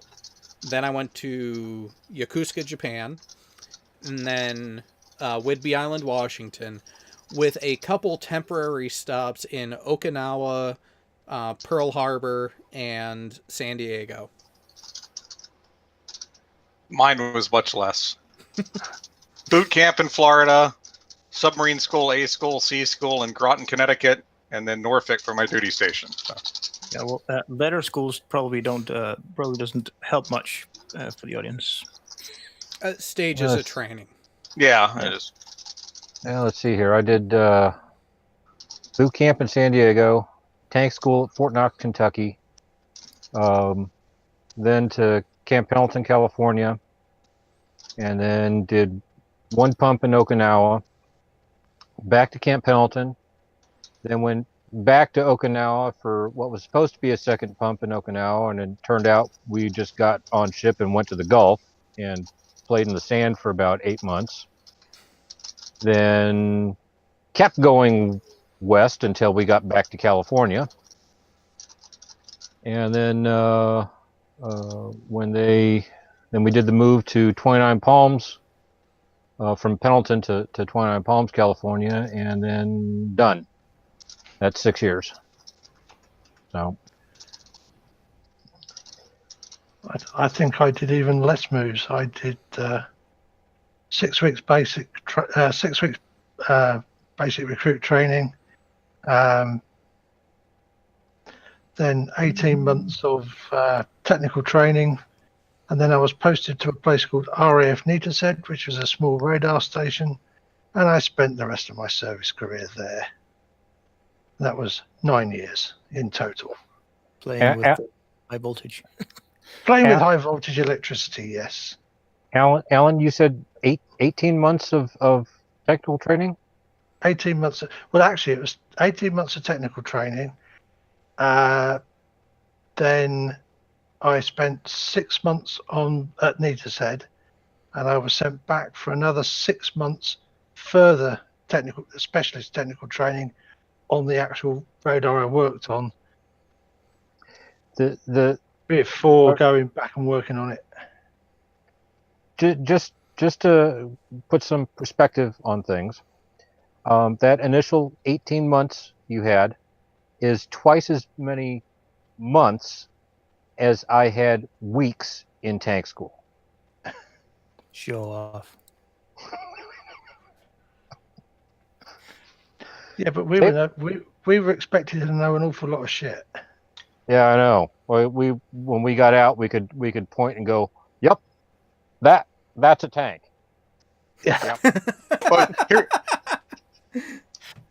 here's one for you. I graduated basic in late August of '93. After all my school pipelines, I reported to my first boat in late May of '95.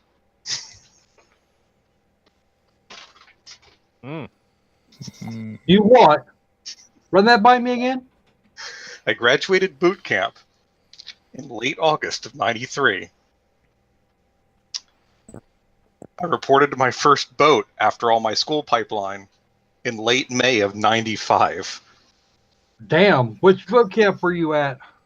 Orlando. Shit, we were probably there at about the same time. Possibly. What company were you in? C083. I was in an I company. Which one? I-097.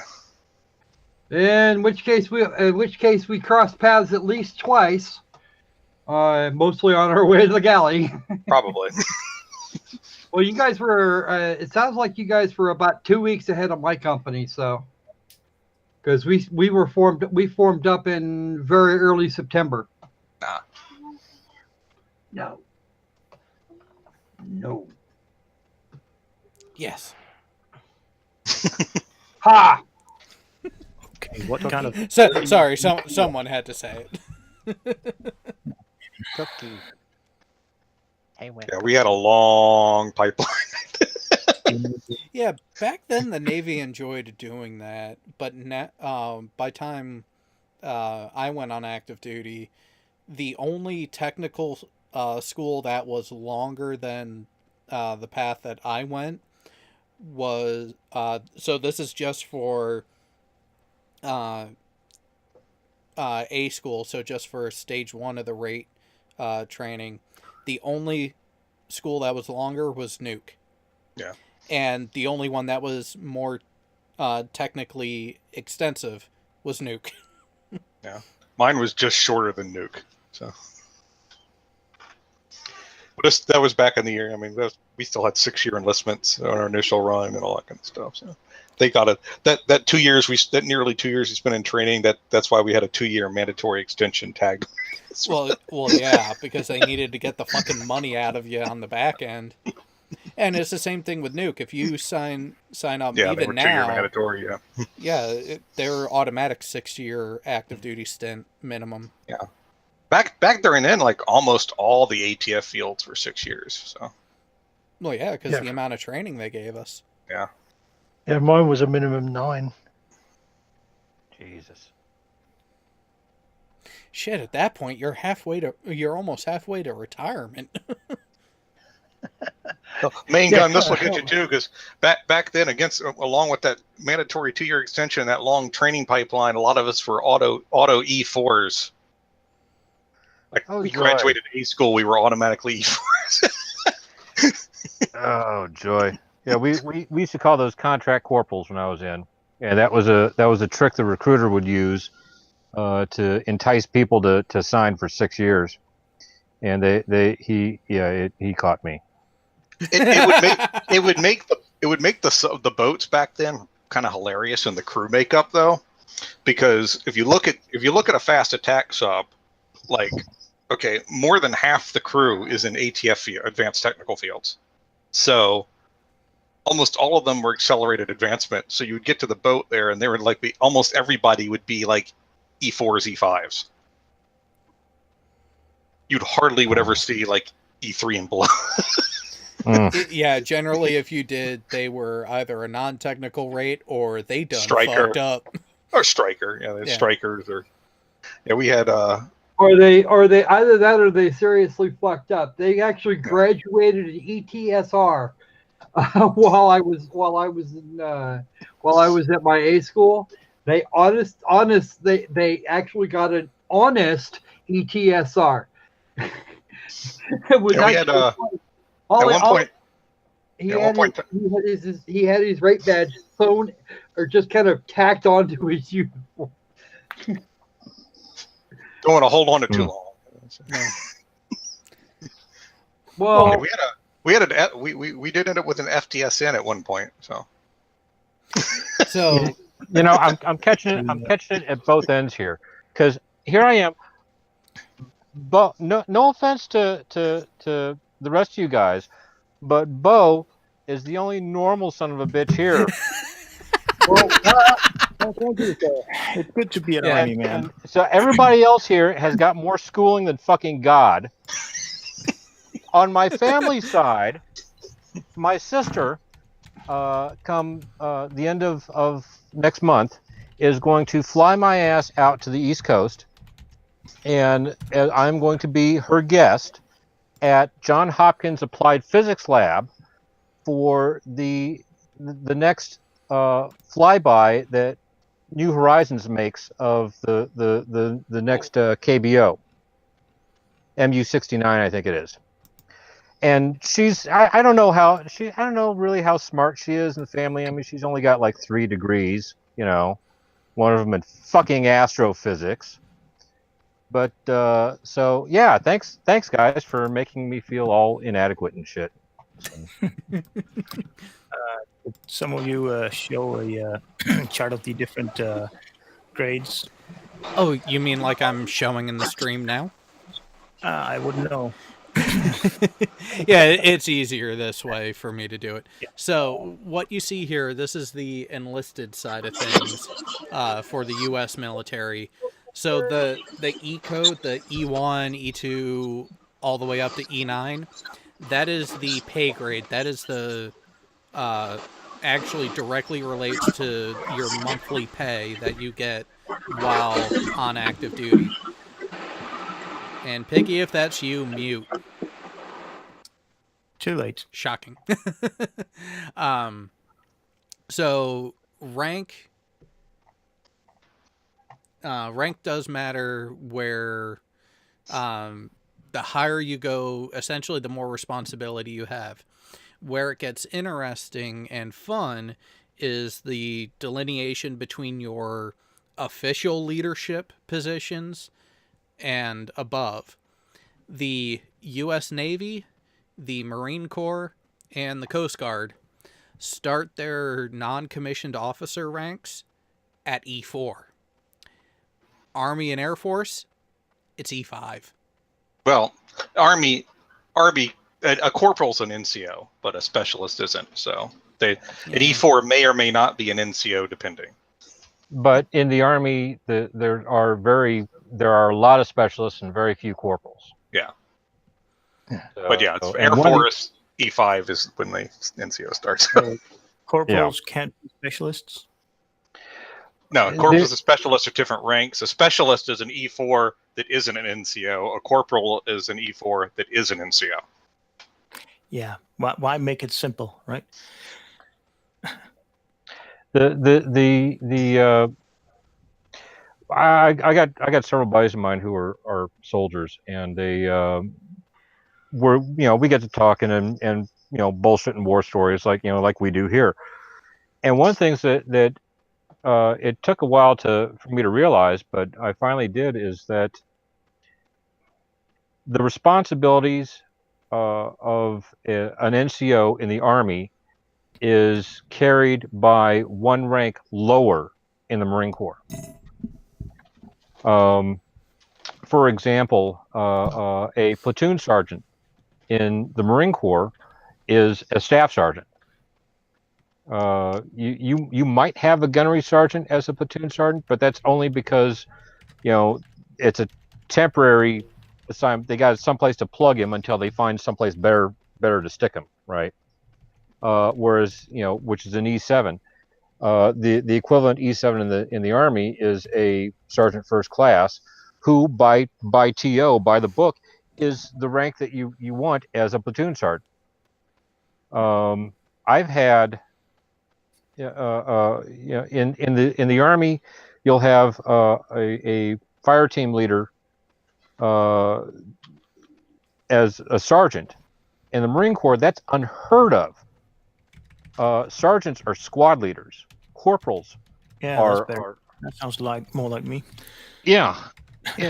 But I was talking to what finally got through my head is I was relaying a story to one of my buddies who was he got out of the Army as a staff sergeant, and I was telling him about an incident that I had about a month or so where I had I was in charge of a 15-man working party, just me as a corporal.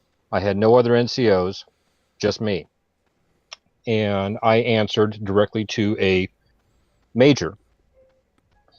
And I'm telling him the story and things that happened and what have you. And he says, wait a minute, back up. You were a corporal? And I said, yeah. And he says, and you had 15 troops? And I said, yeah, that's a little unusual, even in the Marine Corps, but it's not unheard of. And he says, in the Army, you'd have at least a staff sergeant doing that. So it's even if you go across, looking at this pay chart and comparing the different, the pay scales and the names of the ranks, the levels of responsibility are greatly different in the different branches as well. So it gets Also, really confusing.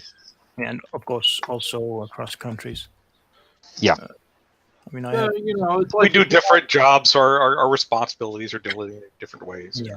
I mean, it's like a master sergeant asking any airman what 3 up and 3 down means. I mean, for the Danish army is quite simple.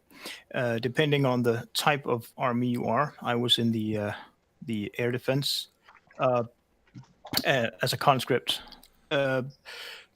One squad is 4 guys in an all-terrain vehicle with a trailer on it, and running around with missiles, shoulder-fired missiles. But we have either a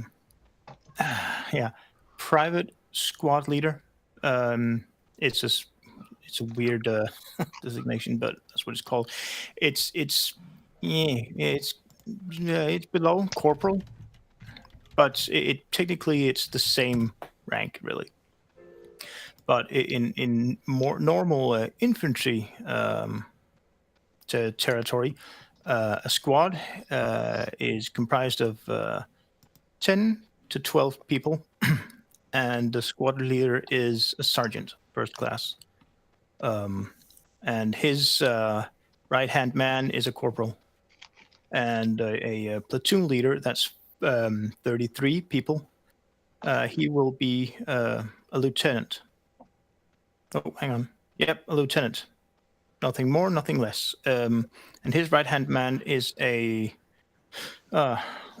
sergeant, and then there's a over sergeant, and then there's a chief sergeant. That's how we call them. Very badly translated into English. The second in command of a platoon is a second, a over sergeant, or just the grade over sergeant, first class.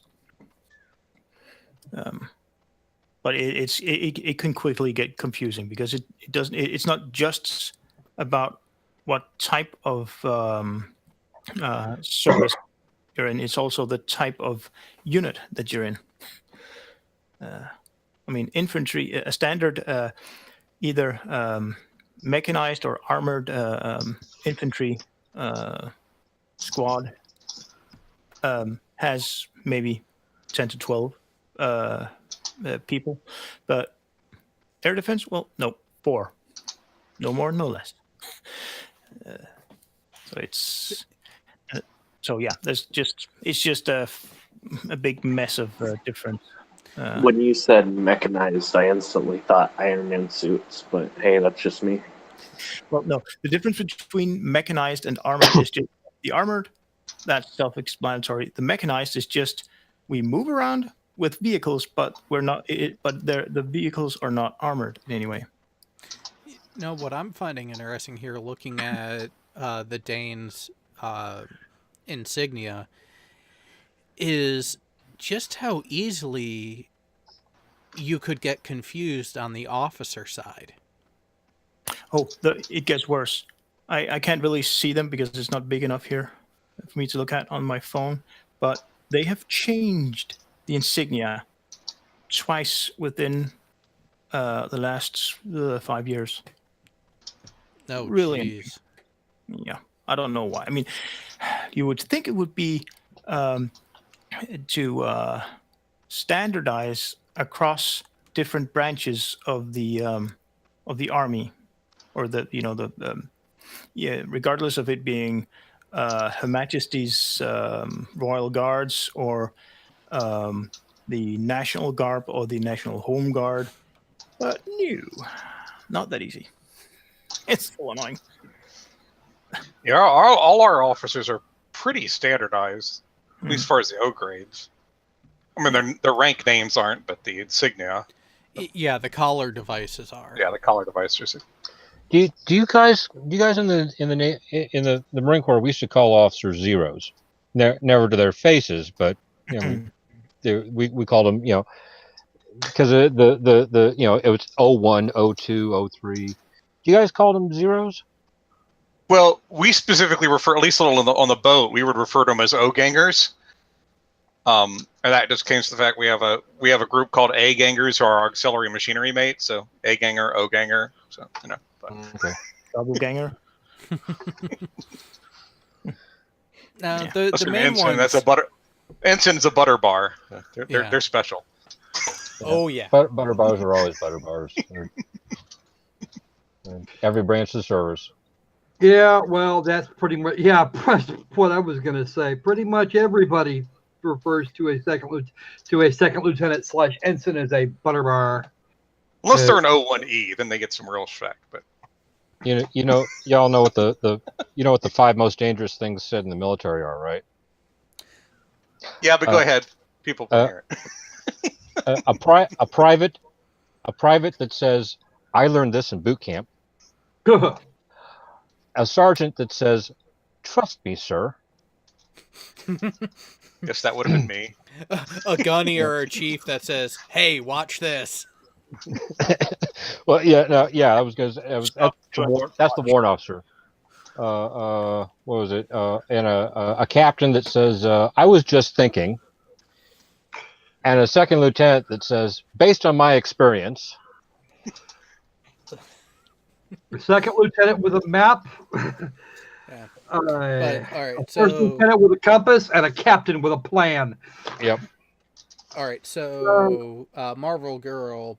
But does commissioned mean that they were asked? Like in Vietnam, it seemed to mean drafted, or I was just dumb.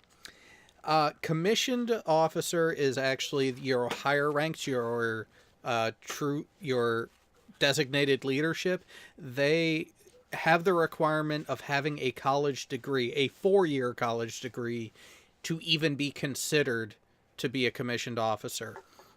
That's not always true. What that Yeah, excludes there's ways around that.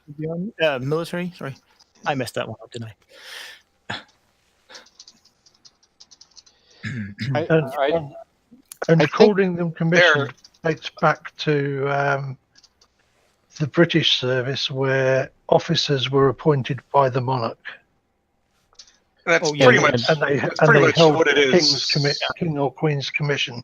That's pretty much what it is here, because a commissioned officer is executing the president's authority. And Yeah. they were actually commissioned by Congress. Yeah. To Yep. rank. Yeah. Yeah, it unless it's in times of like all-out war, like World War II, where the college-educated part was not a requirement. Convention today is you have to be at or near completion of a 4-year degree to be considered, unless you go to one of the service academies, and even then, in either way, you need a written letter of recommendation from a congressman. Okay, here's the There living are nightmare. some ways around that. If There are very much ways around that. Trust me on this one. Been there, done that. T-shirts have been issued. Not in the current military, though. Not in today. Not since 2000.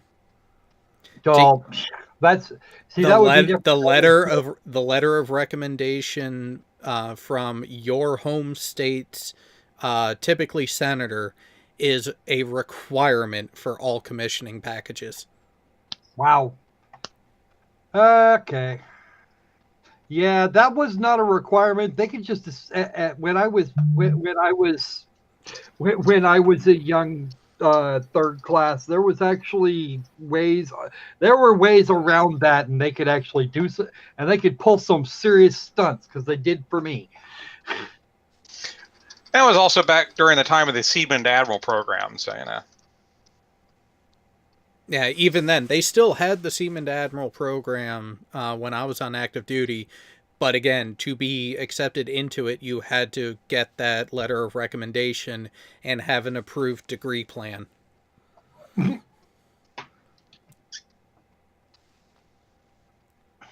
Yeah, it a lot of the commissioning programs as of the 2000s, hugely political. Yay. Yeah. Which just Yeah. makes total sense because the Does that still apply to warrant officers, though? I mean, all Warrant military officers are the exception because they're their own breed. They're essentially they are subject matter experts in their Yeah. field. Warrant officers for actually everyone except the Army, they stay associated with their field that they were and enlisted in. For the Navy, you have to achieve the enlisted rank of E7 to be considered for promotion to a warrant officer. Which And I think that depends in the Marine Corps. It depends on what your MOS is. I know Another that one word. you could be just an E5, a sergeant, depending on your MOS in the Marine Corps, to apply for a warrant officer program. But again, it depends on your MOS, depends on how, what your job is.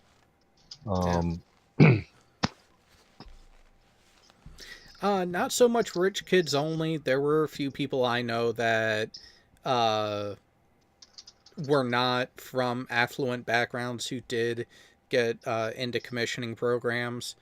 Whether they completed them or not, I don't know. I got out before they would have been commissioned anyways. And just a suggestion here.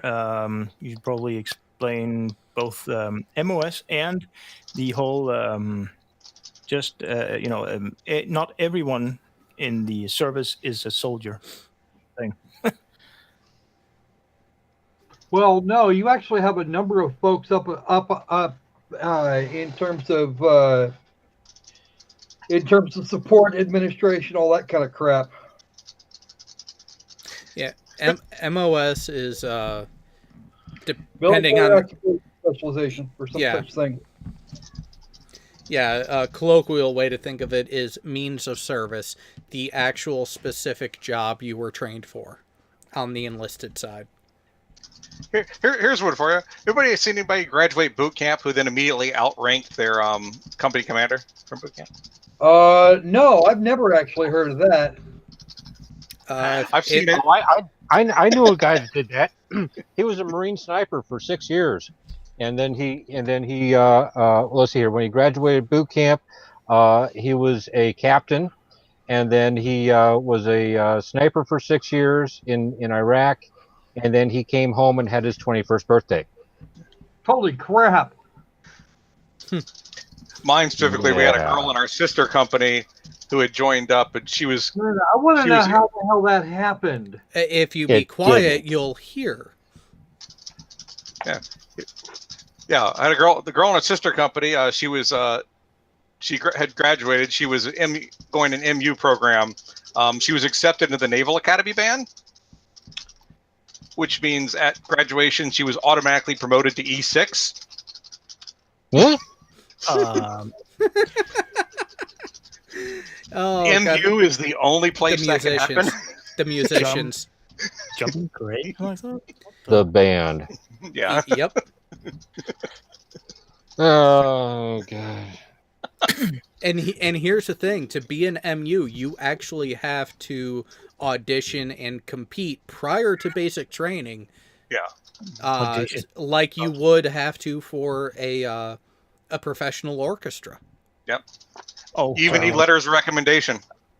I actually had considered it because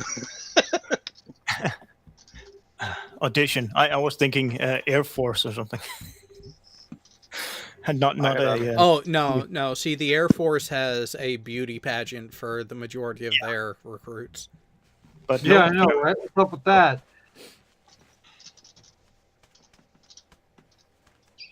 And the wall was silent. No, it's actually pretty. It's actually pretty musically stringent to get into the Navy band. So Well, yeah, because you are essentially 24/7 the public Yeah. relations face of the Navy.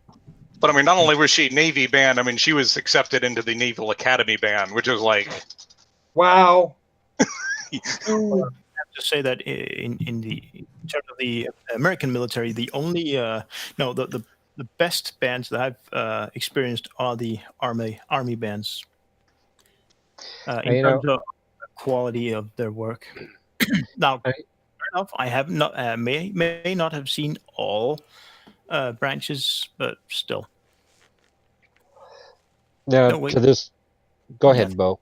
No, yeah, no. I was just thinking of maybe it was the USMC. Sorry, United States Marine Corps. yeah, National band. Marine Corps band's another, like the I shared a link main one's another big one. last Friday.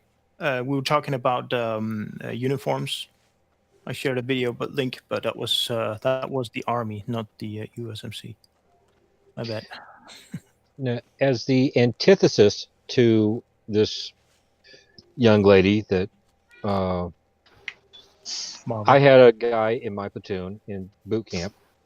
We all graduated. Now, at least at the time, I don't know if the Marine Corps changed, but at the time, you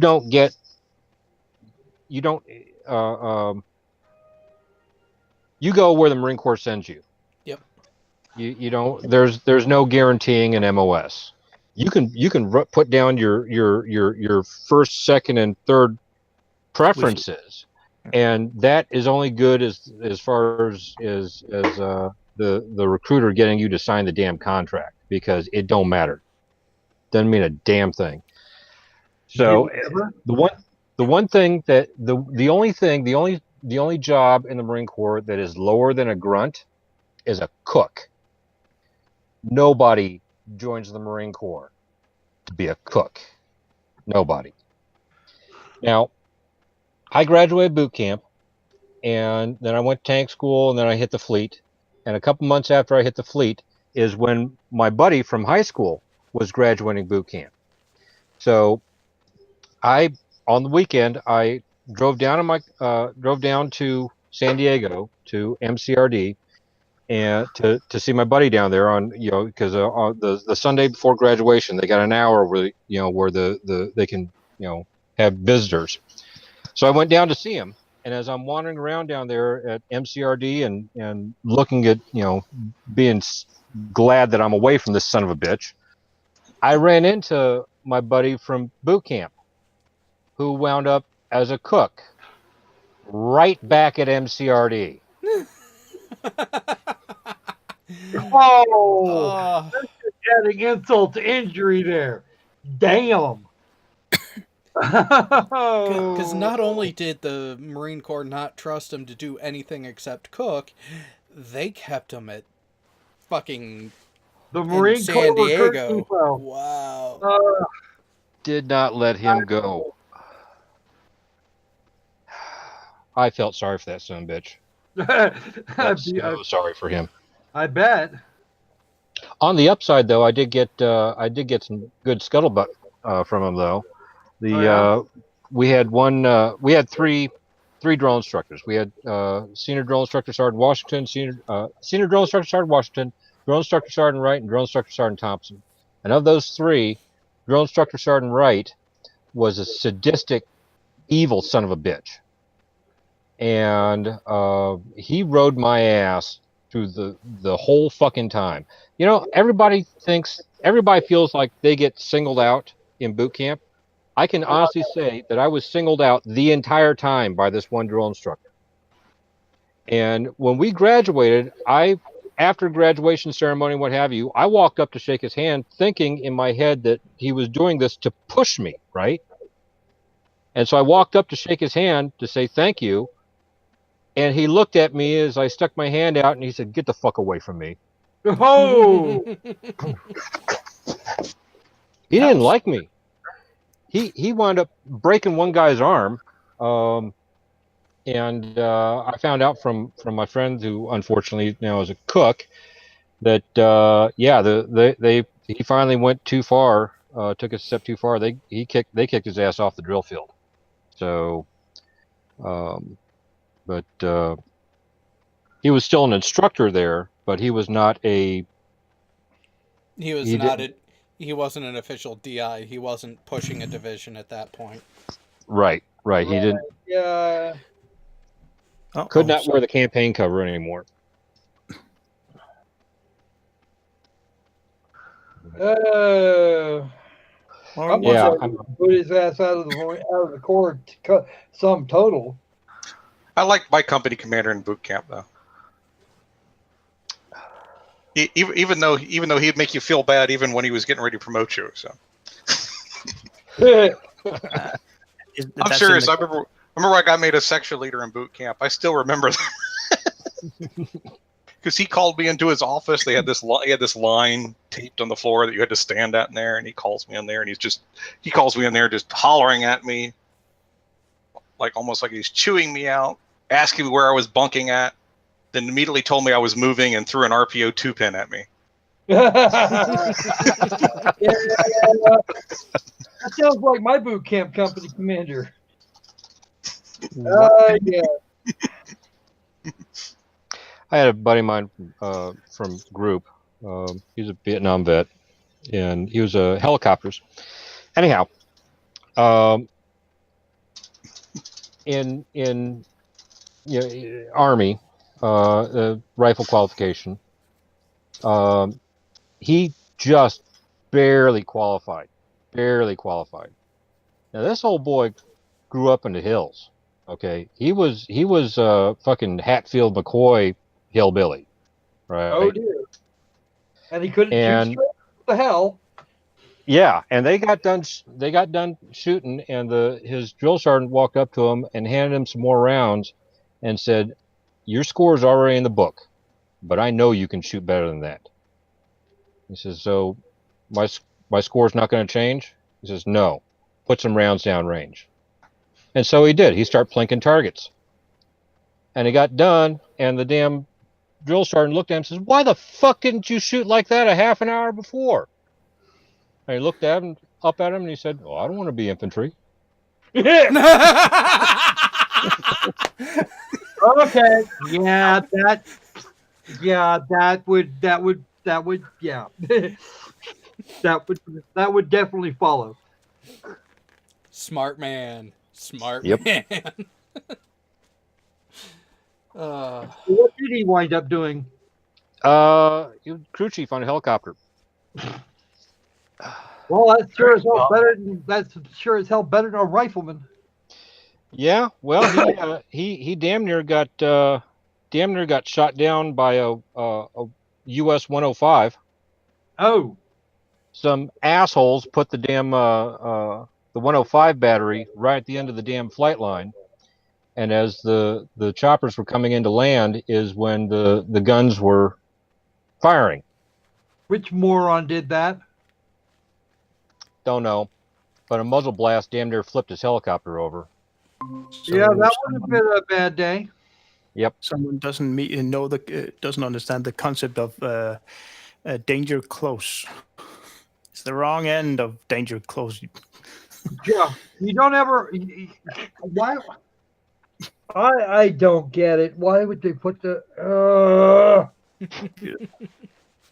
That's completely against. There Right are so many things wrong with that. I don't even know where to fucking start.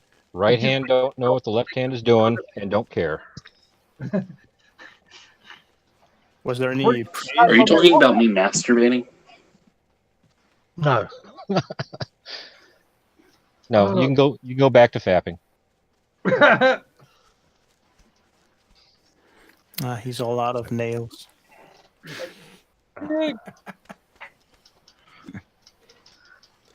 Let's see. If somebody did that shit anywhere near me, I'd freaking rip them a new asshole. Well, he was one of these types where he got drafted and he wound up where he wound up, and he was just going to do his time and get the fuck out, and he didn't care. And they had one time where they were shuttling some 1-star somewhere, and so they got this 1-star on the chopper, and the 1-star lights up a cigar, and he looks around the chopper, and he and he looks at Don and he says, "Hey, where's the ashtray?" And Don points out the open door, and he says, "There, you fill that one up, I'll get you another."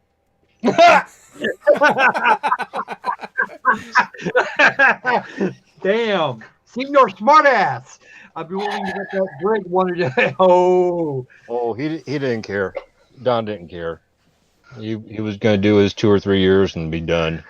yeah. Well, pretty sure that Brig is looking at him like, "What the hell?" Because nobody likes a smartass. Everybody hates those bastards. No. The only people who don't like smartasses are the ones who are not smartasses themselves. If you're a smartass, you hear something like that, and you're like, "All right, I see where you're coming from." Yep. So I got a question.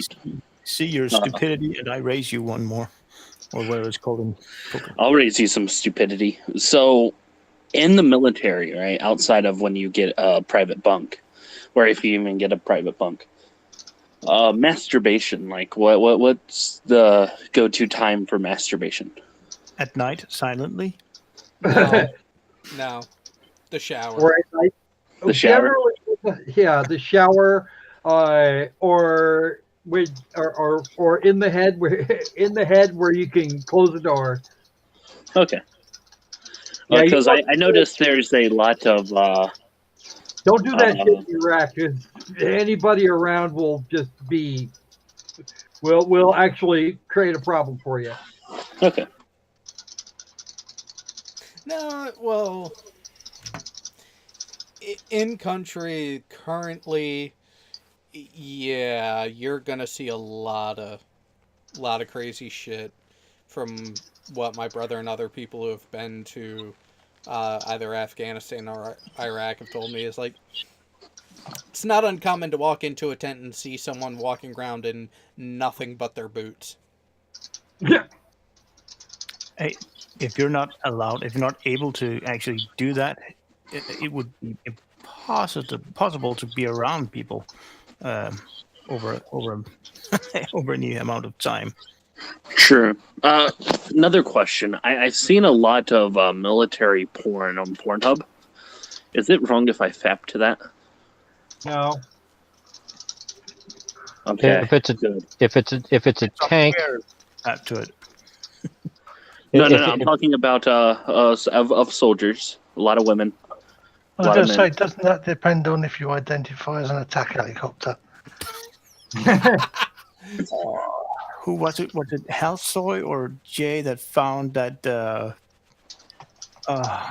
two tanks humping meme? hey, pig. I would tell you something about this about the military porn and Pornhub. This is extremely important. If you Okay. find two people fucking on a tank, you send me that link. I will. I will search for one now. Okay. And knowing him, he will probably find it. He will not stop.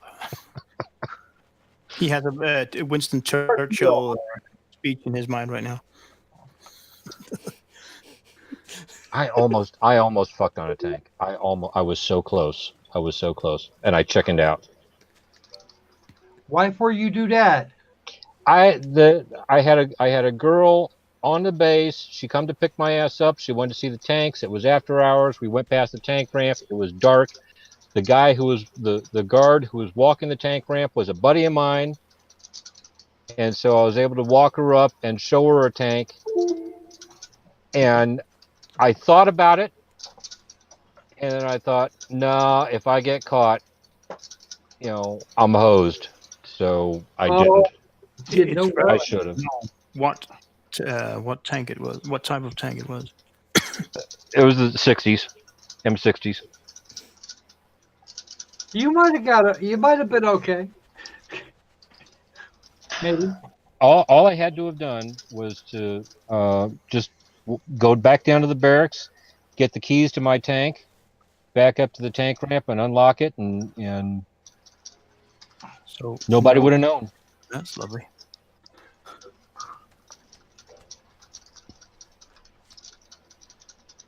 but nah. For some reason, chicks have they kind of want something a little more like they want to get wined and dined first. Go figure. Yeah. That tends to want to happen, yeah.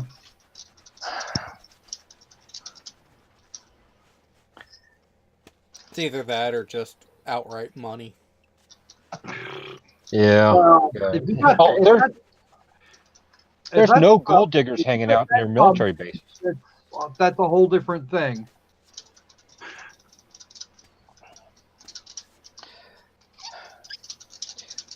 When I was going through tank school, we were at Fort Knox, Kentucky, Army base, and so you've got about 100 Marines fresh out of boot camp going through tank school, and about 13,000 soldiers.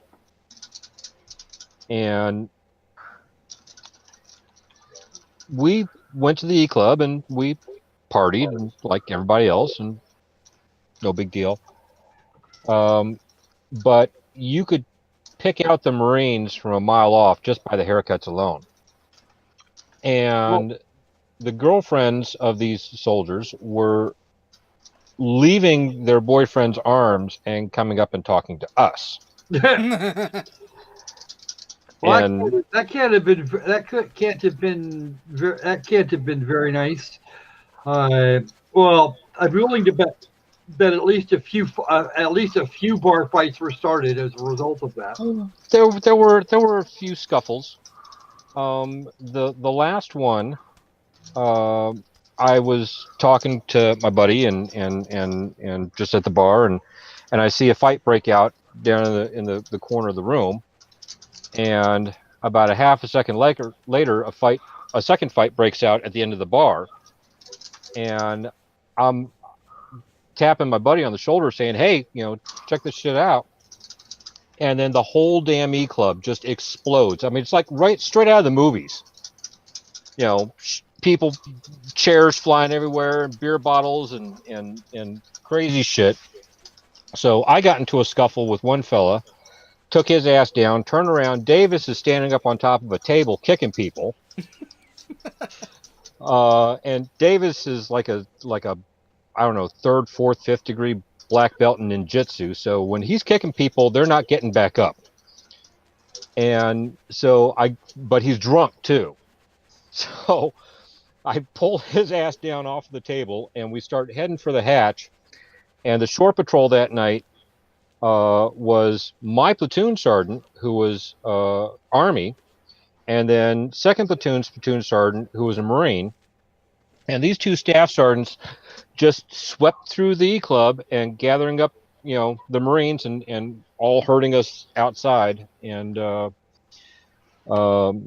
they closed the E Club for about a week or two while they remodeled. And come to find out a little bit later, we were the last cycle to go through where they allowed Marines in the E Club. All right, I got you a video. It figures. There you go. I'm surprised it took them that long. I couldn't find anything on Pornhub, so I had to dig for it. And no, it will not be shared. I already. Oh, fuck it! I'll share it. On the No. stream. No. Okay. No. You don't want to Okay. get Jared's chance, man. No. It's here's the thing. That sort of stuff. If the It's public, Patreon only. there you go. We have a Patreon. It has a purpose. We have to remind people of its purpose.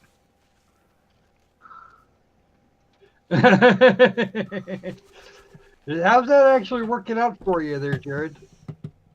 It's actually almost entirely covering the Google account.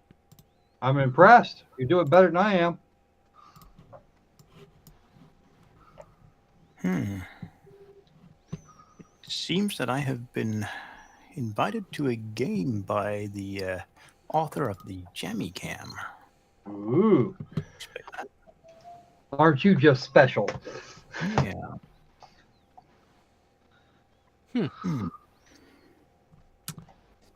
That's quite the interesting title. That wasn't the game, but well, most of us would know what I mean by jammy cam. Which I still say his intro for the red versus southern dipshit debate was the best intro I've heard on Non Sequitur. He does have a talent. That's for sure. Have you noticed how silent everyone got? And they're not answering my question about what type of tank that is. And even if it is a tank, because if it's not a tank, I can find something else. Oh, you're gonna make me yeah, watch this. It's a tracked object, so it probably is a tank. That kind of looks like. I don't even want Yeah. to look at it. So. I was thinking it was one of those, the Land Sea vehicles. Looked like That's a track. BMP to me. An ACU, I think. I'm not sure though. Well, what is it? Looked like a Russian BMP. Is it the BMP? Yep. Yeah, I think that's a. I think that's a BMP. Will that satisfy your need, or do I have to find more? It's not a Well, tank. it's not a tank. No, it's not All a right. tank. Well, I'm gonna It's a- keep digging. I'll be back later. It's an APC. Why do you guys egg him on? We're giving him something to do. Oh yeah. Shh. Yeah, that's a BIMP. Gunner Heat PC.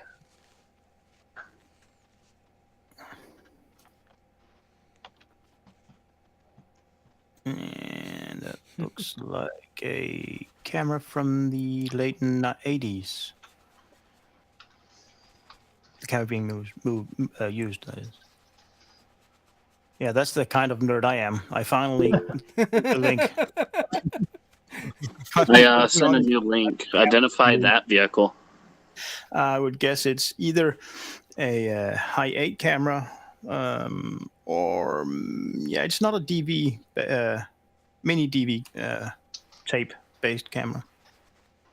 Maybe a super VHS, but okay.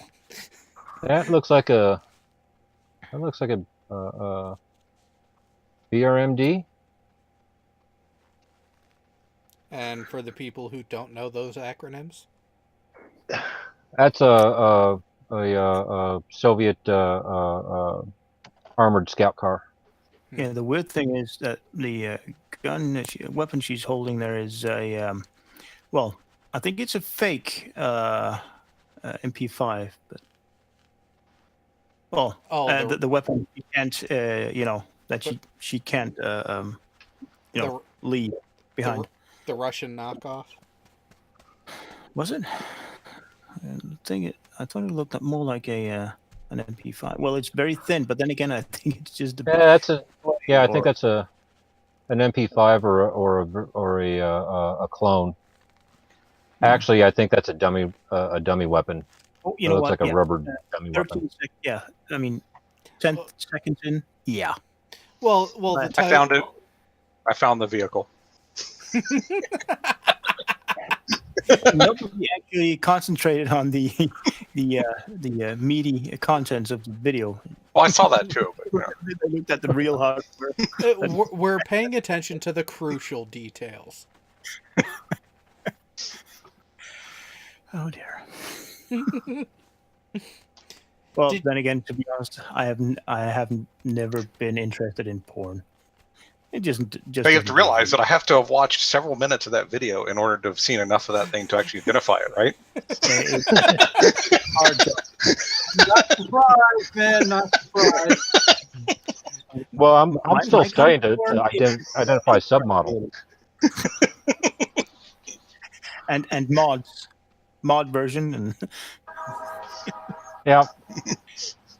I gotta say, those aren't the biggest guns I've seen, but they're adequate. Adequate. Yeah, at least they have the as long as they have a pointy end of them. Yeah. Oh, and That's definitely It's a dummy rifle. yeah, and it's a quick reloading gun. I see. Yeah. Okay, now here's a little bit of trivia for you. You see those? See how thick those rear doors are? Because they're Fuel tanks, aren't they? No. Yep. There's Oh, fuel. come on. There's fuel down the fenders, and there's fuel in those back doors. Are they at least what do you call it, foam filled or Self-sealing. self-sealing? Oh no, wait, they're Russian, so no. Well, you're talking about the back of the tank. Okay. Why would you care about? Why would you care about crew safety when you have lots of crews and lots of hardware? All right, now I have a challenge for you guys. What vehicle is this?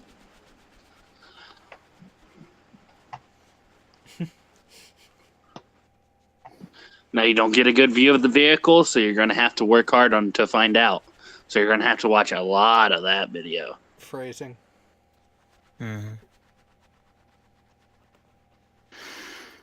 Do I want to know, considering that my children are still awake? No, you you'll shouldn't have to click wait. it. Then, yeah, you're going to have to wait. Or at least lock your door like me. I don't have a door behind me. Wish I Oh. did. Drives me insane. Well, just take Well- some bed sheets and drape yourself and the computer. No. That will No, not happen. we can- The youngins might think Daddy's playing with a fort instead of with his tent pole. We want to play too. We have, as a tanker, they beat vehicle ID into our heads. It's just part of the job. And so when we get boots, we drill them on vehicle ID. What's the characteristics of a BMP? Oh, so this, and that, and the other. What's characteristics of a B1RD? Or a B1RD? Yeah, B1RD.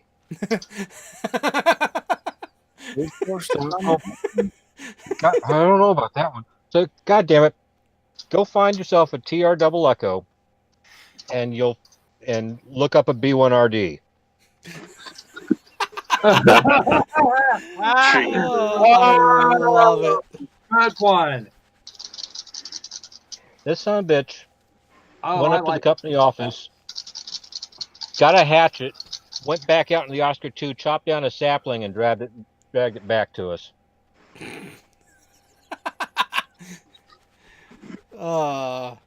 You know what? Yeah, I'll be right back. I have to watch a video or two. See ya. You have fun with that. Don't forget the towel. Don't forget your towel. I miss towel. Yeah, I'm almost certain that is a vehicle from the it's the The It's former cool. Soviet Union. it seems to be a oh damn it, amphibious vehicle too, without any need for stop, modify, sail. They just drive in there. That looks like. Oh, I'm lady, thinking. and see, move, lady.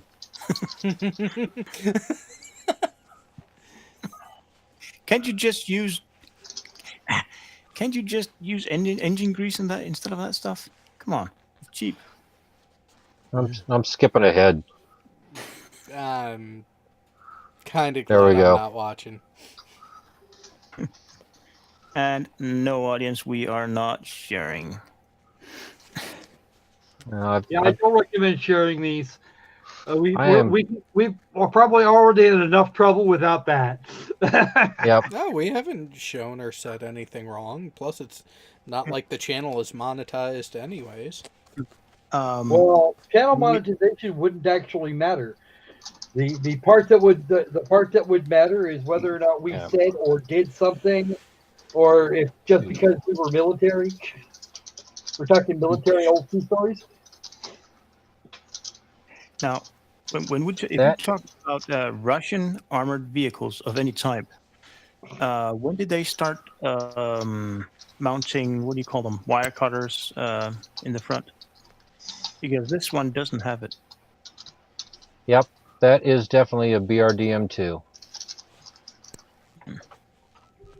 Armored Scout Vehicle.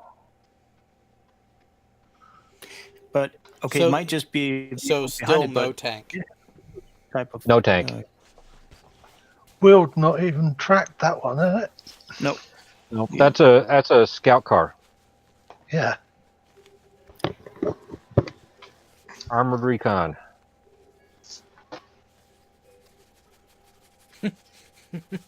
I forgot about that meme.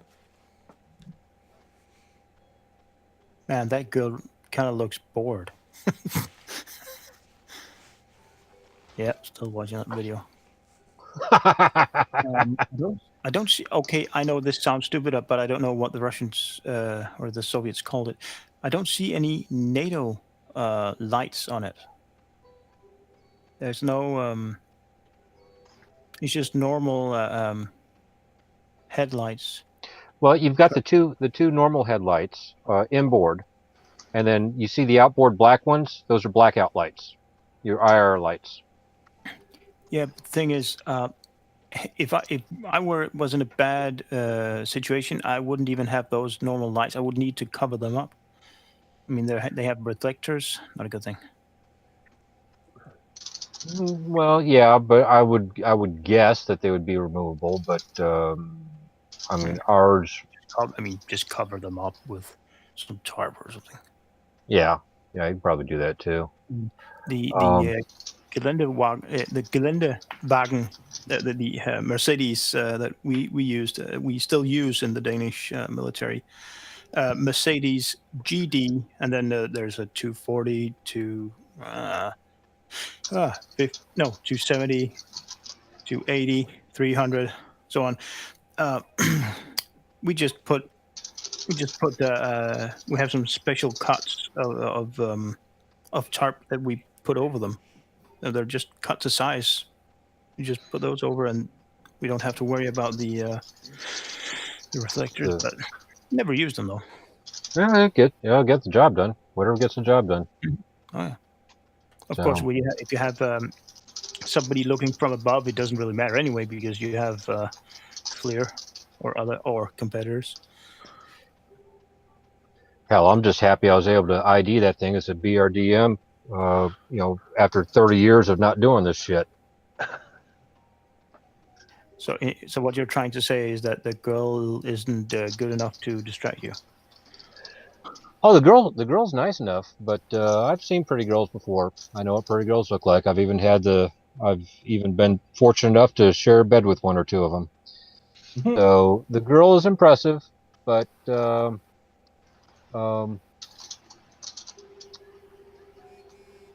yeah, girls are a dime a dozen.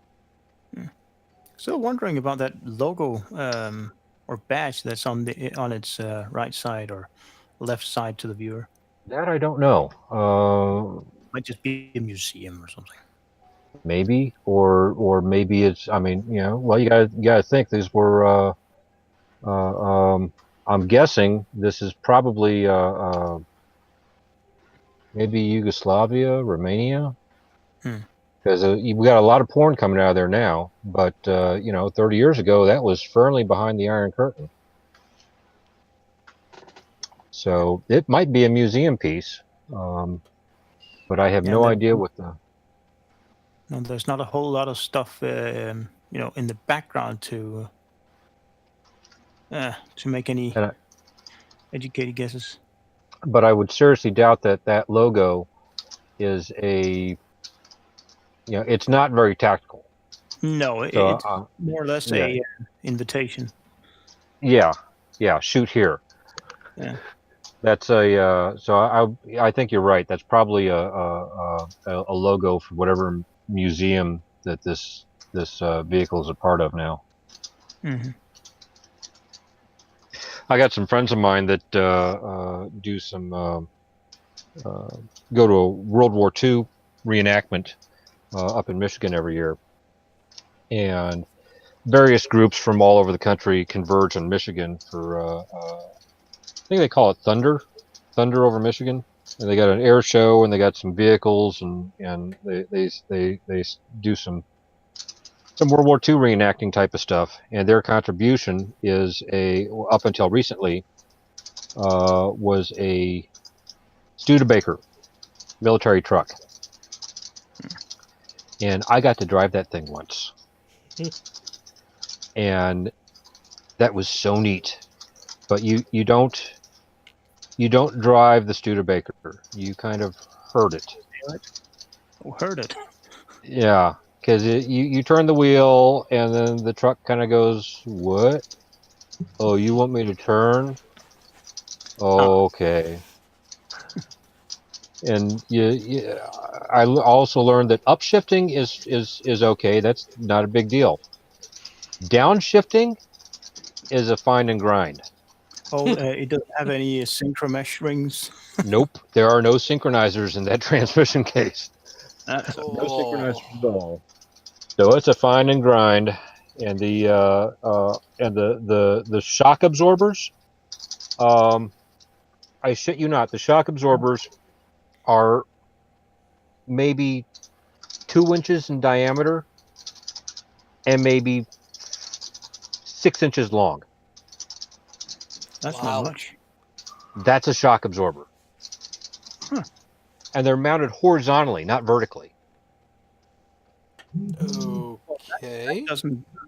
Yeah, that it's, well, it's just weird. a leaf.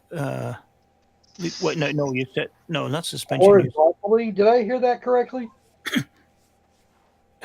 You said shock absorbers. Yeah. Well, that's the only thing I can think of what these things were.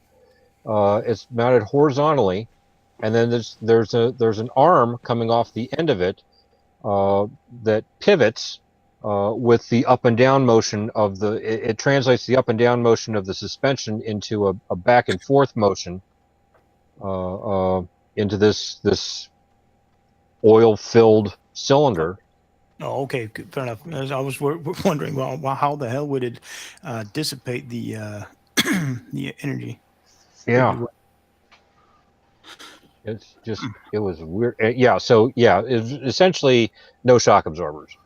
And I'm driving down a paved road doing a flat out 35 mile an hour top end in fifth gear, pedal to the floor. This road has just been paved. You drive a car across this thing and you're not feeling a damn thing. It's just smooth as glass. You drive that Studebaker over it and you're bouncing all over the goddamn place. So make sure you bring milkshakes and duct tape them to the dashboard before you go. Oh yeah, yep. But one of the neat things though was that the front windshield flipped up, and so we flipped the windshield up and I was able to drive her around the block, and it was a neat truck, and I'm just driving down the road and happy as can be, and people are waving at me and I'm waving back. Yeah, and you were blissfully unaware of how much diesel it kept sucking down every yard. Oh, I wasn't filling this son of a bitch up. How many gallons to the mile did it get? I have no idea. It was gas though. It wasn't diesel. It was gas. It was a gasoline engine. Was it at least multi-fuel or? Mm, Well, if it, no, that was if you count, Russian thing, wasn't it, or Soviet? what's thing? that? It was wasn't it primarily a Soviet thing to make as many of the wheeled vehicles multi-fuel? Well, that's one of the advantages of a diesel engine. Is a diesel is essentially a multi-fuel engine. Same with gas turbines. They can run on a lot of stuff, different stuff too. Yeah. A diesel, you can put gas in it, it'll burn. You can put jet fuel in it, it'll burn. It won't run well, but it'll run. When we were in the Gulf, we were burning JP8 in the tanks for a while because we were giving it for free. The Saudis were just giving it to us. Oh yeah, okay. So, but yeah, it was. Well, Hey, you know- and the gas turbine engines, they prefer that hotter burning fuel anyways. Well, yeah, the turbines. The thing with the gas turbines, though, yes, it's a multi-fuel engine, but there's some tweaking the mechanics have to do to that engine to get it to burn, these different fuels, whatever fuel you're going to put into it. I don't know exactly what they have to do. Yeah, and if they're But- old enough, they don't have any computers connected to it, so they don't do that on their own. Well, but with the tanks that we didn't have turbines. We had a diesel engine. It was an AVDS 1790-2 Charlie, 1,790 cubic inch, 12-cylinder, dual turbocharged, air-cooled engine, and air-cooled. It That was wouldn't be fun in a desert. you had, instead of water jackets, the oil served dual purpose. The oil was it served as a lubricant and as the cooling medium. And you had two big ass heat exchangers on either side of it that the oil was constantly being pumped through, and two massive fans up on top of the engine that forced air down through those heat exchangers and then out the back of the tank. At the RAF Gliding Club, I flew Cool. out a few Mic check. times. They had an easy way to get the diesel vehicles there to run on Avta jet fuel. Just mix a bit of old sump oil in with it. Lubes and mechanical injectors just fine. Yep. Eric, what are you doing? That it will. Sounds like me, like 5 minutes ago, or just a couple minutes ago. Because they were getting the jet fuel for these vehicles from the old English Electric Lightnings, because the fuel tanks leaked a lot, so they just collected all the fuel in the drip trays under the aircraft when they were still on QRA and put it in the tanks and took it to the Gliding Club. Now here's one downside to a turbocharged diesel versus a turbocharged gasoline engine. The turbocharger in either case also has to have fuel or oil pumped through it, because you have a turbine there that is spinning at like 10,000 RPM, so it has to be constantly lubricated. Yeah. Now, if the seals blow in a gasoline engine, it'll start sucking that oil out of the turbo and down into the engine, which will kill it. It'll kill the engine. It'll shut it down, and you got a mess to clean up. With a diesel engine, though, if the seal blows and it starts sucking engine oil, it'll burn it. Yep. And then you got a runaway engine. And that engine will just remove the plates on it. What's that? And then you do what you can to remove the plates on it without anyone seeing. Well, you got to find a way to shut that engine down immediately, or it'll keep running. The only way the way you stop a diesel engine normally is to cut the fuel. Yeah, or put a big ass rag in the air intake. Yeah. And exhaust if you can. Yeah, and that's what a lot of guys do with diesel pickup trucks when they got a runaway engine. Is they'll do that, or they'll I've heard of guys taking a fire extinguisher and blowing that into the intake and killing the engine that way. Not. But you try to do that with an engine that's a 1790. Anything you put in there is just going to get shredded. That engine's not going to care. So I've never seen a runaway engine on a tank, but it was one of those things that they kind of warned us about, and they said that's bad, and we said, what do we do about it? And their response was, hope it doesn't happen. Hope it doesn't happen, because it's bad. No, I can't remember. And if it does happen, you run away and pretend it didn't happen. I I Yeah. can't remember the story behind that started it all. But what is the utmost important item in any British tank in the The world? BV. Exactly. The what? The BV. Bowling vessel. I can't remember where I first heard the story, but you will not find a British man in war in a tank without him The being able BV. to brew a good cuppa or coffee for that matter. No coffee, tea. You want to know what would be the most important thing in my tank if I had a tank? Tissue You guys paper. get one guess each. Let me. Making sure the radio still works. Nope, not the radio.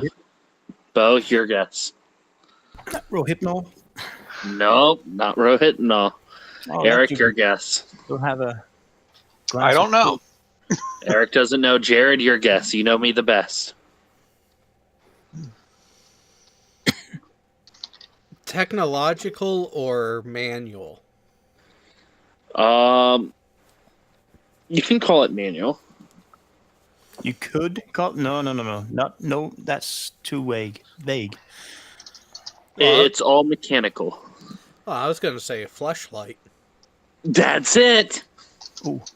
Like the Oh. one I saw in It would be a fleshlight. Yes, 100%. You are correct, Jared. Lego-based flashlight. Well, you aim too low, Pig. I was about to say a blonde and a pair of short shorts, but that's just me. It has to Well, be close. I'm talking about if I was in a real war, I would at least want a fleshlight, in a tank.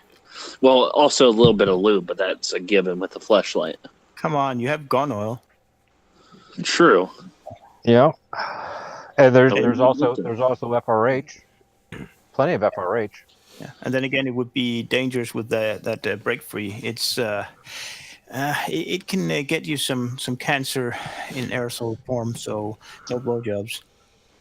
Yeah. Well, yeah, kind of the same thing with FRH because by the manual when we refill the accumulator, we're supposed to wear a rubber apron and a face shield and rubber gloves. But And a track suit, a track suit, not your combat fatigues. oh yeah, you spill that FRH on your boots, you'll never get those sons of bitches to shine ever again, ever. But I've had instances where the hydraulic system blows in the tank and it hosed me down. And I'm just like dripping. It's like I took a dunk in the damn FRH. So I climbed out of the tank calmly. Oh, that's a cute little. engine. Play with the side chat. How is that for a diesel engine for you? It's a small one. Hey guys, I have to inform you that I'm bringing in another civilian, so give him hell. Okay. Who and why? You know who? Our new mutual friend who will be helping me with my show. That's a big ass engine. You should see Quite a the. small That's unit, the- really. That's the same type of engine that was used on the boat as a backup source of power.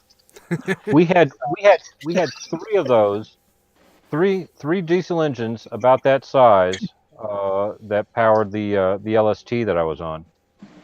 Wouldn't be surprised. It's used a lot. 8.5-inch bore. I can't remember when it was taken up, but the once world's biggest diesel engine, when it was taken out of service as a auxiliary power production, electricity production unit in Copenhagen, in Denmark, it was at least, if you stack, I don't know, at least 50 of those generators on top of each other, it was still bigger. I could try. Well, that's all that engine was. Our engine, that engine we had, that was just hooked up to a generator. That's all it did. Is that just a single bank of pistons on that? It's a opposing cylinder. So there's a bank on top and a bank on top bottom. Okay. Yeah, the A single piston or a double action piston? I mean, It's a double piston. There's piston. Just like on a freight train. It's but, like a boxer engine. in a triangle. Yeah, trains will use the same type of engine too. A lot of them use. I saw this thing about this this diesel, talking about really big diesel engines. There was some ship, cargo ship of some kind, some civilian ship. It had a diesel engine, like 10 or 11 cylinders in line. They could shut down individual cylinders at a time for maintenance and leave the rest of the engine running.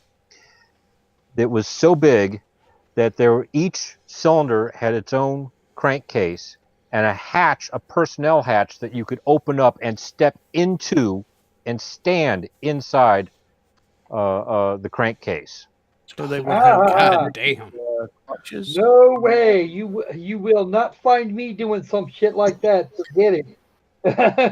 Ah. Oh, that will not happen. God, this thing, and it turned so damn slow too. It was like, I couldn't remember what the hell the RPMs was, but the fuel efficiency on this thing was surprisingly good. 11 p.m. Well, Well, have you seen well, the steam type engine that was run on the Olympic class of ocean liner, the same type that was on the Titanic? Those things were fucking huge too. And again, they didn't have to run all that quick to really get them going.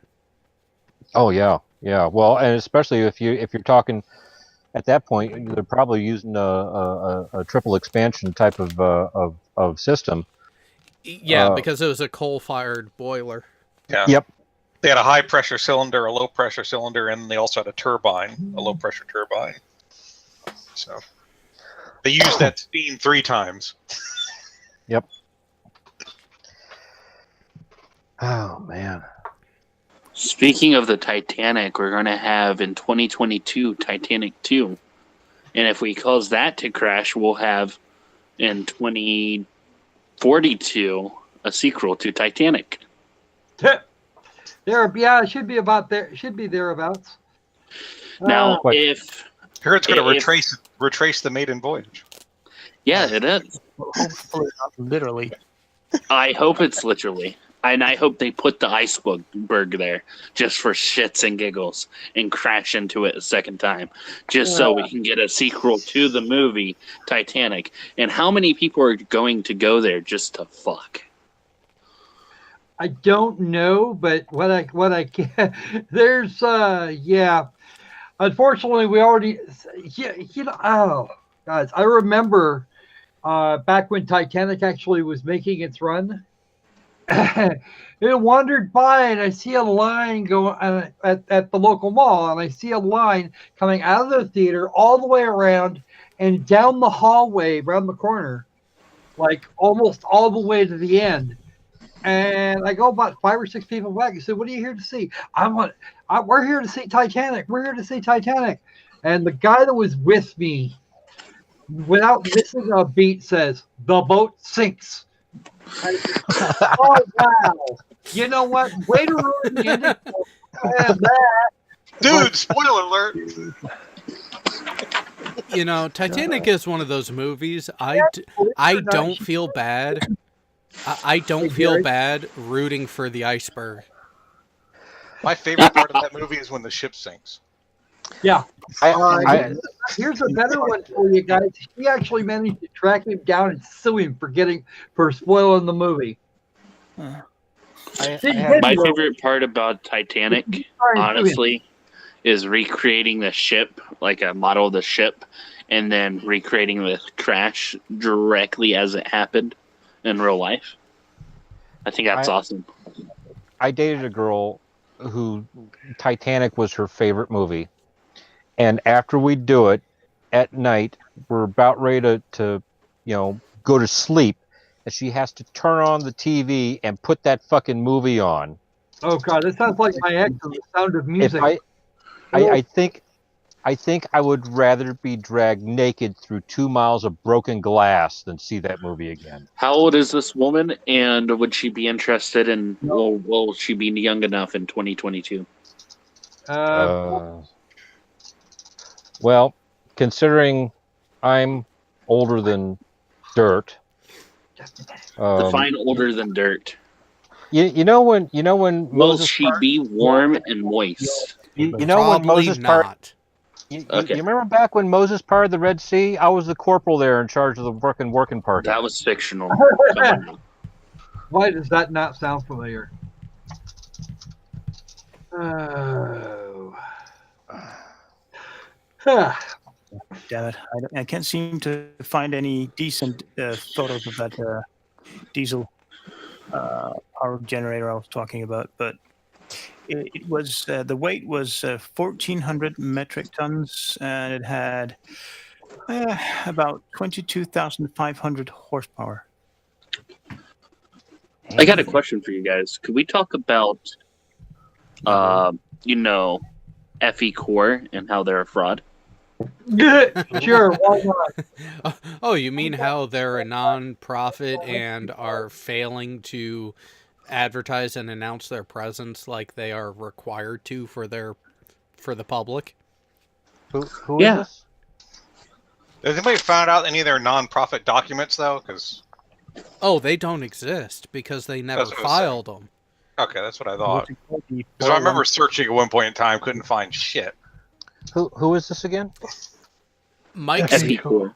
Mike Scamanaw and a few other prominent flat Earth proponents, Jeranism of Globebusters and Bob Canoodle,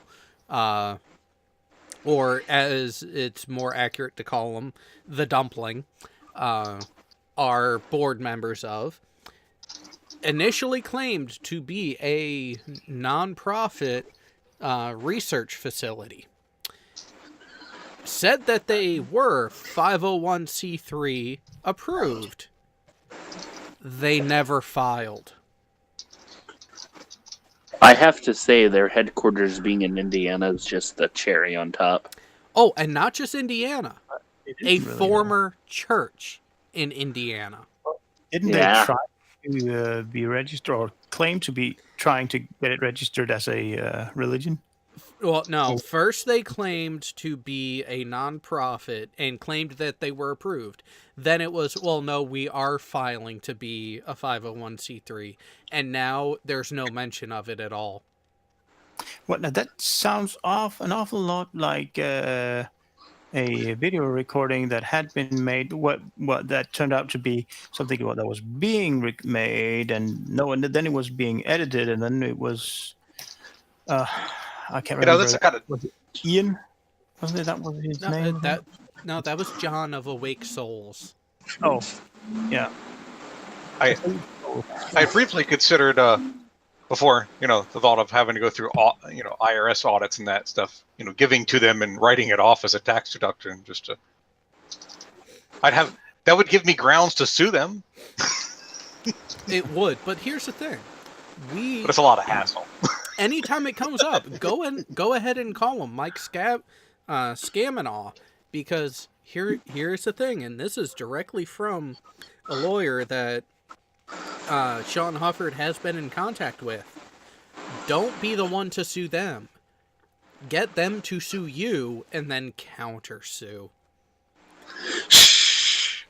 Don't say it out loud. Oh no, Sean has already said it publicly, because here's the thing. They don't want it to go to court, because if FE Core were to take it to court, if they were to instigate, holy shit would they be fucked. Like, jail time fucked. Oh. Here's the word of advice, guys. And this is directly to you, Jaren, Bob, and Scamanaw. Don't drop the soap. Actually, if I'm in the same room, drop the soap and just If not spread most your of them, butthole apart while you're at it. it wouldn't matter if they drop any soap or not. They would have uninvited guests in their prison pockets either way. Oh yeah, I could definitely see Jeranism as the type of person to put his hand into another person's pocket to hold on to. Well, it's of course assuming they don't cut it off and drill him a new hole. True. I mean, why have hands, right? Hands are so, obsolete when it comes to inserting penises. Just fucking chop the hand off, remove a bit of the bone, and make your own hole. You can do that with both hands. You've thought about that way too much. Yeah. No, it just popped in my head. Oh. Yeah, exactly. Is that scarier? Yeah. If you don't mind, I think I'll just refer to you from here on out as the sick fuck. Oh, I'm okay with that. Is it rape if you drill in your own hole? Or is it just assault at that point? I don't know. If you're doing it to yourself, it's not anything at all. I know, but if I'm doing it to Jeranism, is it rape? Yeah, I don't know. It would definitely be assault. I know that, but we're already in prison, so in this, fantasy or hypothetical, not fantasy, hypothetical. Sorry. Well, here's the thing: it would just tack time onto your jail sentence. Yeah, which means you get to do it to him more. Exactly. But the problem is, you got to find a way to get him to get his term extended as well. And the thing is, hold on. I know the perfect way, right? Rape is illegal. If he's raping me with his whole hand, then that would extend his sentence. Yeah, that's the whole made to penetrate thing. Oh crap! Where's my Geritol? Geritol? What? I thought you were taking fuck it all.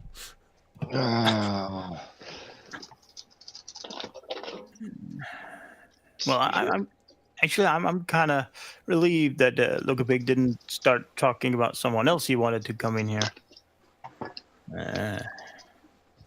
Are we talking about a certain shitface? Someone with a name very, very close to a TV series character that is very close to my heart and way of living.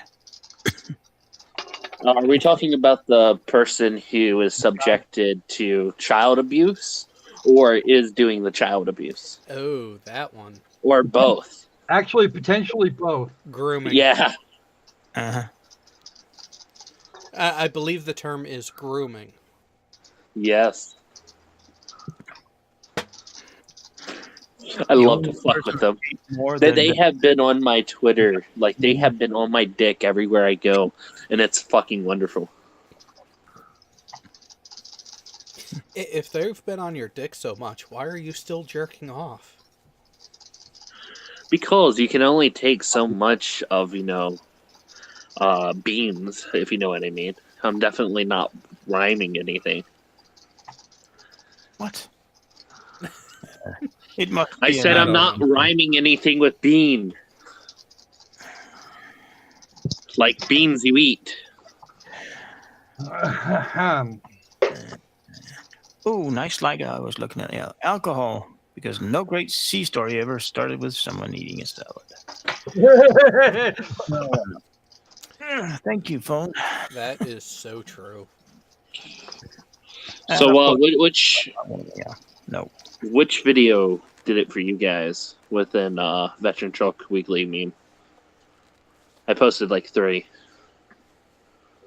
I haven't actually seen them all. Okay. Did you guys discover what the third vehicle is?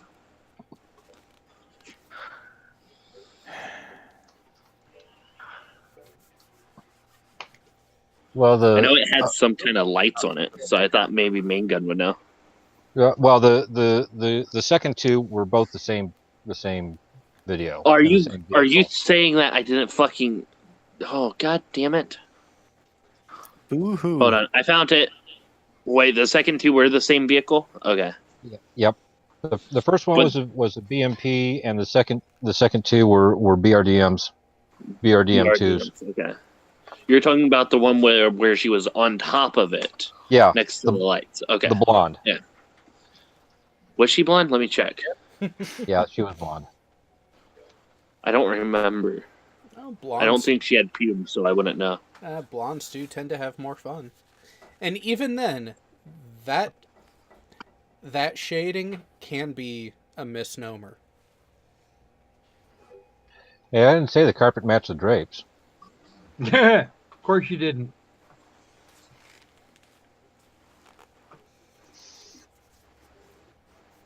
I think I finally found where I belong. I want to thank you guys for accepting me.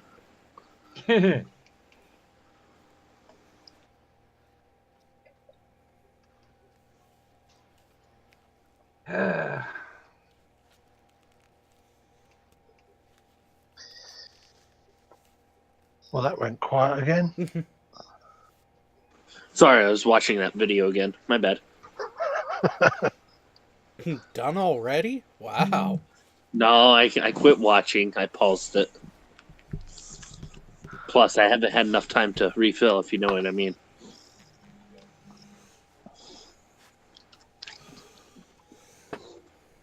Wish I had a cool puppy. Limits. Such a cool puppies.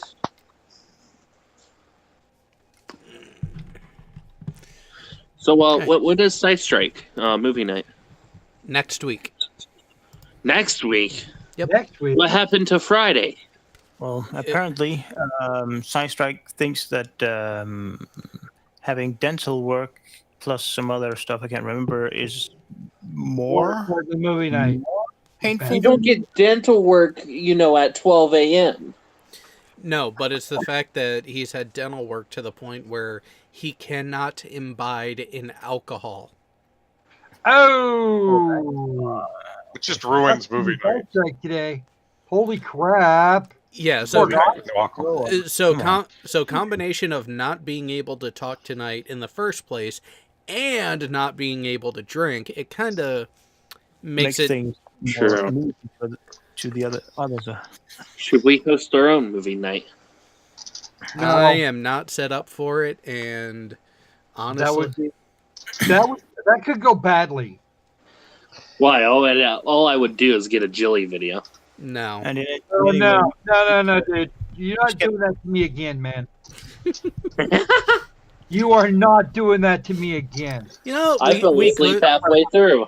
I What have no happened? alcohol. we could make fun of M. Benz. We could make fun of a whole bunch of others, Well, from but 3 minute 30. No. We are no longer calling her that. She is Professor Funbags. I Fun bags. I dislike Sorry, who's Professor Funbags? in her presence. Could you show us? I don't know who Professor from Mags is. Could you show this individual to us, Jared? And I think it's time for me to go. Yeah. Professor Fun bags. I'm not sure I want to be there. I'm with you. Jay, are you still here? Jay should be here, right? No, No. Jay didn't make it. Oh, No, Damn. he had things to do this evening, which is why he wasn't going to make it. Which is why he was on the show on Monday. oh. He actually has a life compared to us. Why do people have to have lives? I mean, look at me, right? My entire week is masturbating, TV, and video games. Yeah, exactly. Look at you. Mhm. Good reason to have a life away from the computer. But masturbation is so fun. Gets boring after a while. Yeah. What does it? You just change porn. Wait, Okay. wait until you expand yourself, and then you'll see the folly of your ways. Oh, I know. That's why I love anal. Okay. See you guys. Yeah. Bye. Yeah, have a good one. Yeah. Bye. See you next time. See you, Bo. Take it easy, Bo. Did I make you uncomfortable, Bo? Apparently so. Short answer would be yes. The Good. long answer is probably fuck yeah, bastards.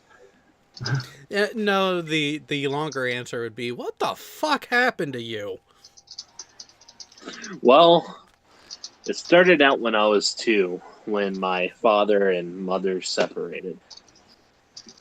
I then developed a new father figure in my life. He was my uncle. And Thank you. sadly, he was stabbed to death. Yes.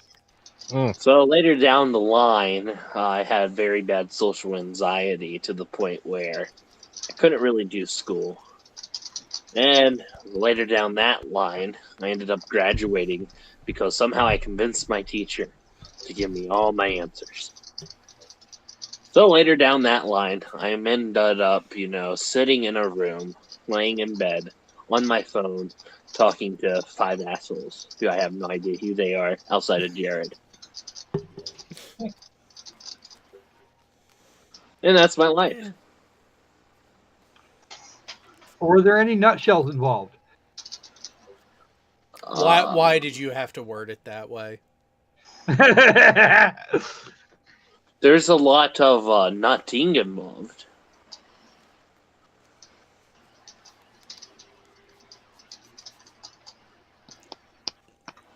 Yeah. But yeah, that's about it. Remember So what Jared. remember what I said on, oh god, whose channel was that? Red's channel. Mhm. 3 words. Do you remember what they are? Not for a second. Is Pornhub 2 words, or is it just 1? Okay, so Pornhub is good? No. Okay. It's 3 syllables as well. Or 4. I don't know. That's Less. I'm blank. Less is more. Yeah, but he asked about my life, so I told him about my life. I'm talking about things before that. Are we talking about the porn I was sending?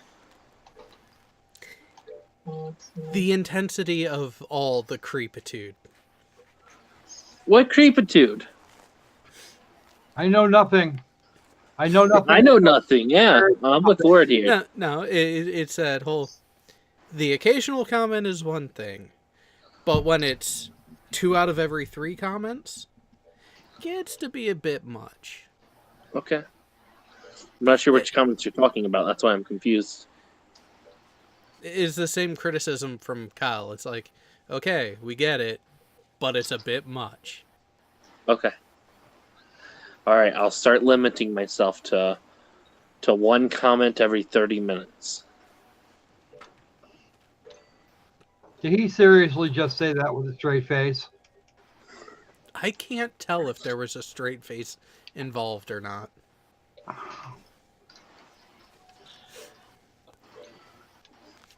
But I'm not saying anything. I'm not saying anything. I'm just... I don't think I can control myself, Jared.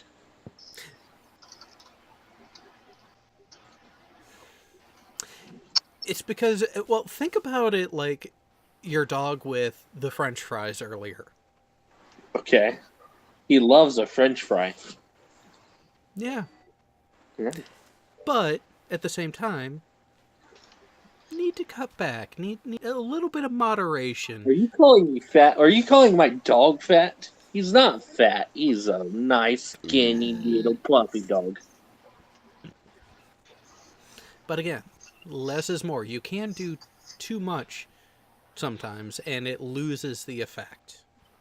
True. I guess that's why Bo ran. But I don't remember the comments I made. I talked about beans. Talked about a soap. It wasn't... Well, there was also the bit of what you would do, or hypothetically what you would consider doing with /to Jarenism. Yeah, but that wasn't too much, was it? Actually, the whole bit of the whole great thing. It was kind of Yeah, see, there's a thing called a line, and with that comment, you went about 10 leaps beyond it. Actually, if you can I offer a very short, a very simple opinion. Yes. Okay, there is this funny thing. It's called a line.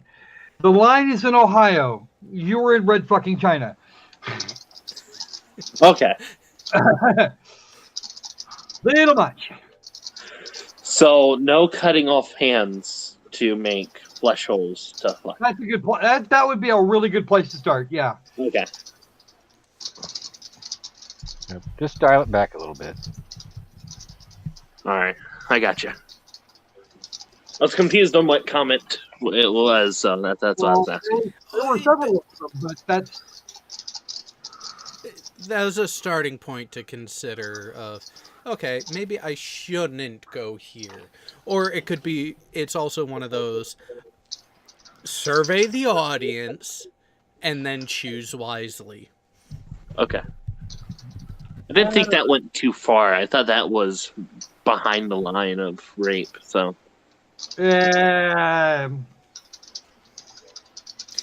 Someone who has been in a combat situation and then you start talking about mutilation and then perverse stuff. Yeah. Oh, now I get it. yeah. We have a few people that have been there. Yeah. I thought it was where we were talking earlier about, missing fingers and limbs from, playing with explosives at the beginning of the show. Well, if you come out missing fingers and toes, if you come out missing fingers, hands, etc., because you were playing around with an explosive, you deserve everything you get. But no, I get it. Yeah, that's my bad. Sorry about that. it's okay, man. It's okay. Just gotta be aware that some of us can be a tad sensitive about some things. Yeah. Again, know the audience.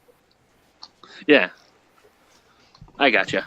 And again, nothing personal, man. Really. I know there are some people that have made some jokes that have been kind of out there, or said some things that could easily be misinterpreted. But yeah, you're not the only one that does that. Oh, yeah, that's why I'm here. But with that, for everyone who's watching and has survived this point, and with the little bit of therapy session we just had, tune in next week to see if Piggy will learn and somewhat behave himself. I'm not holding my breath.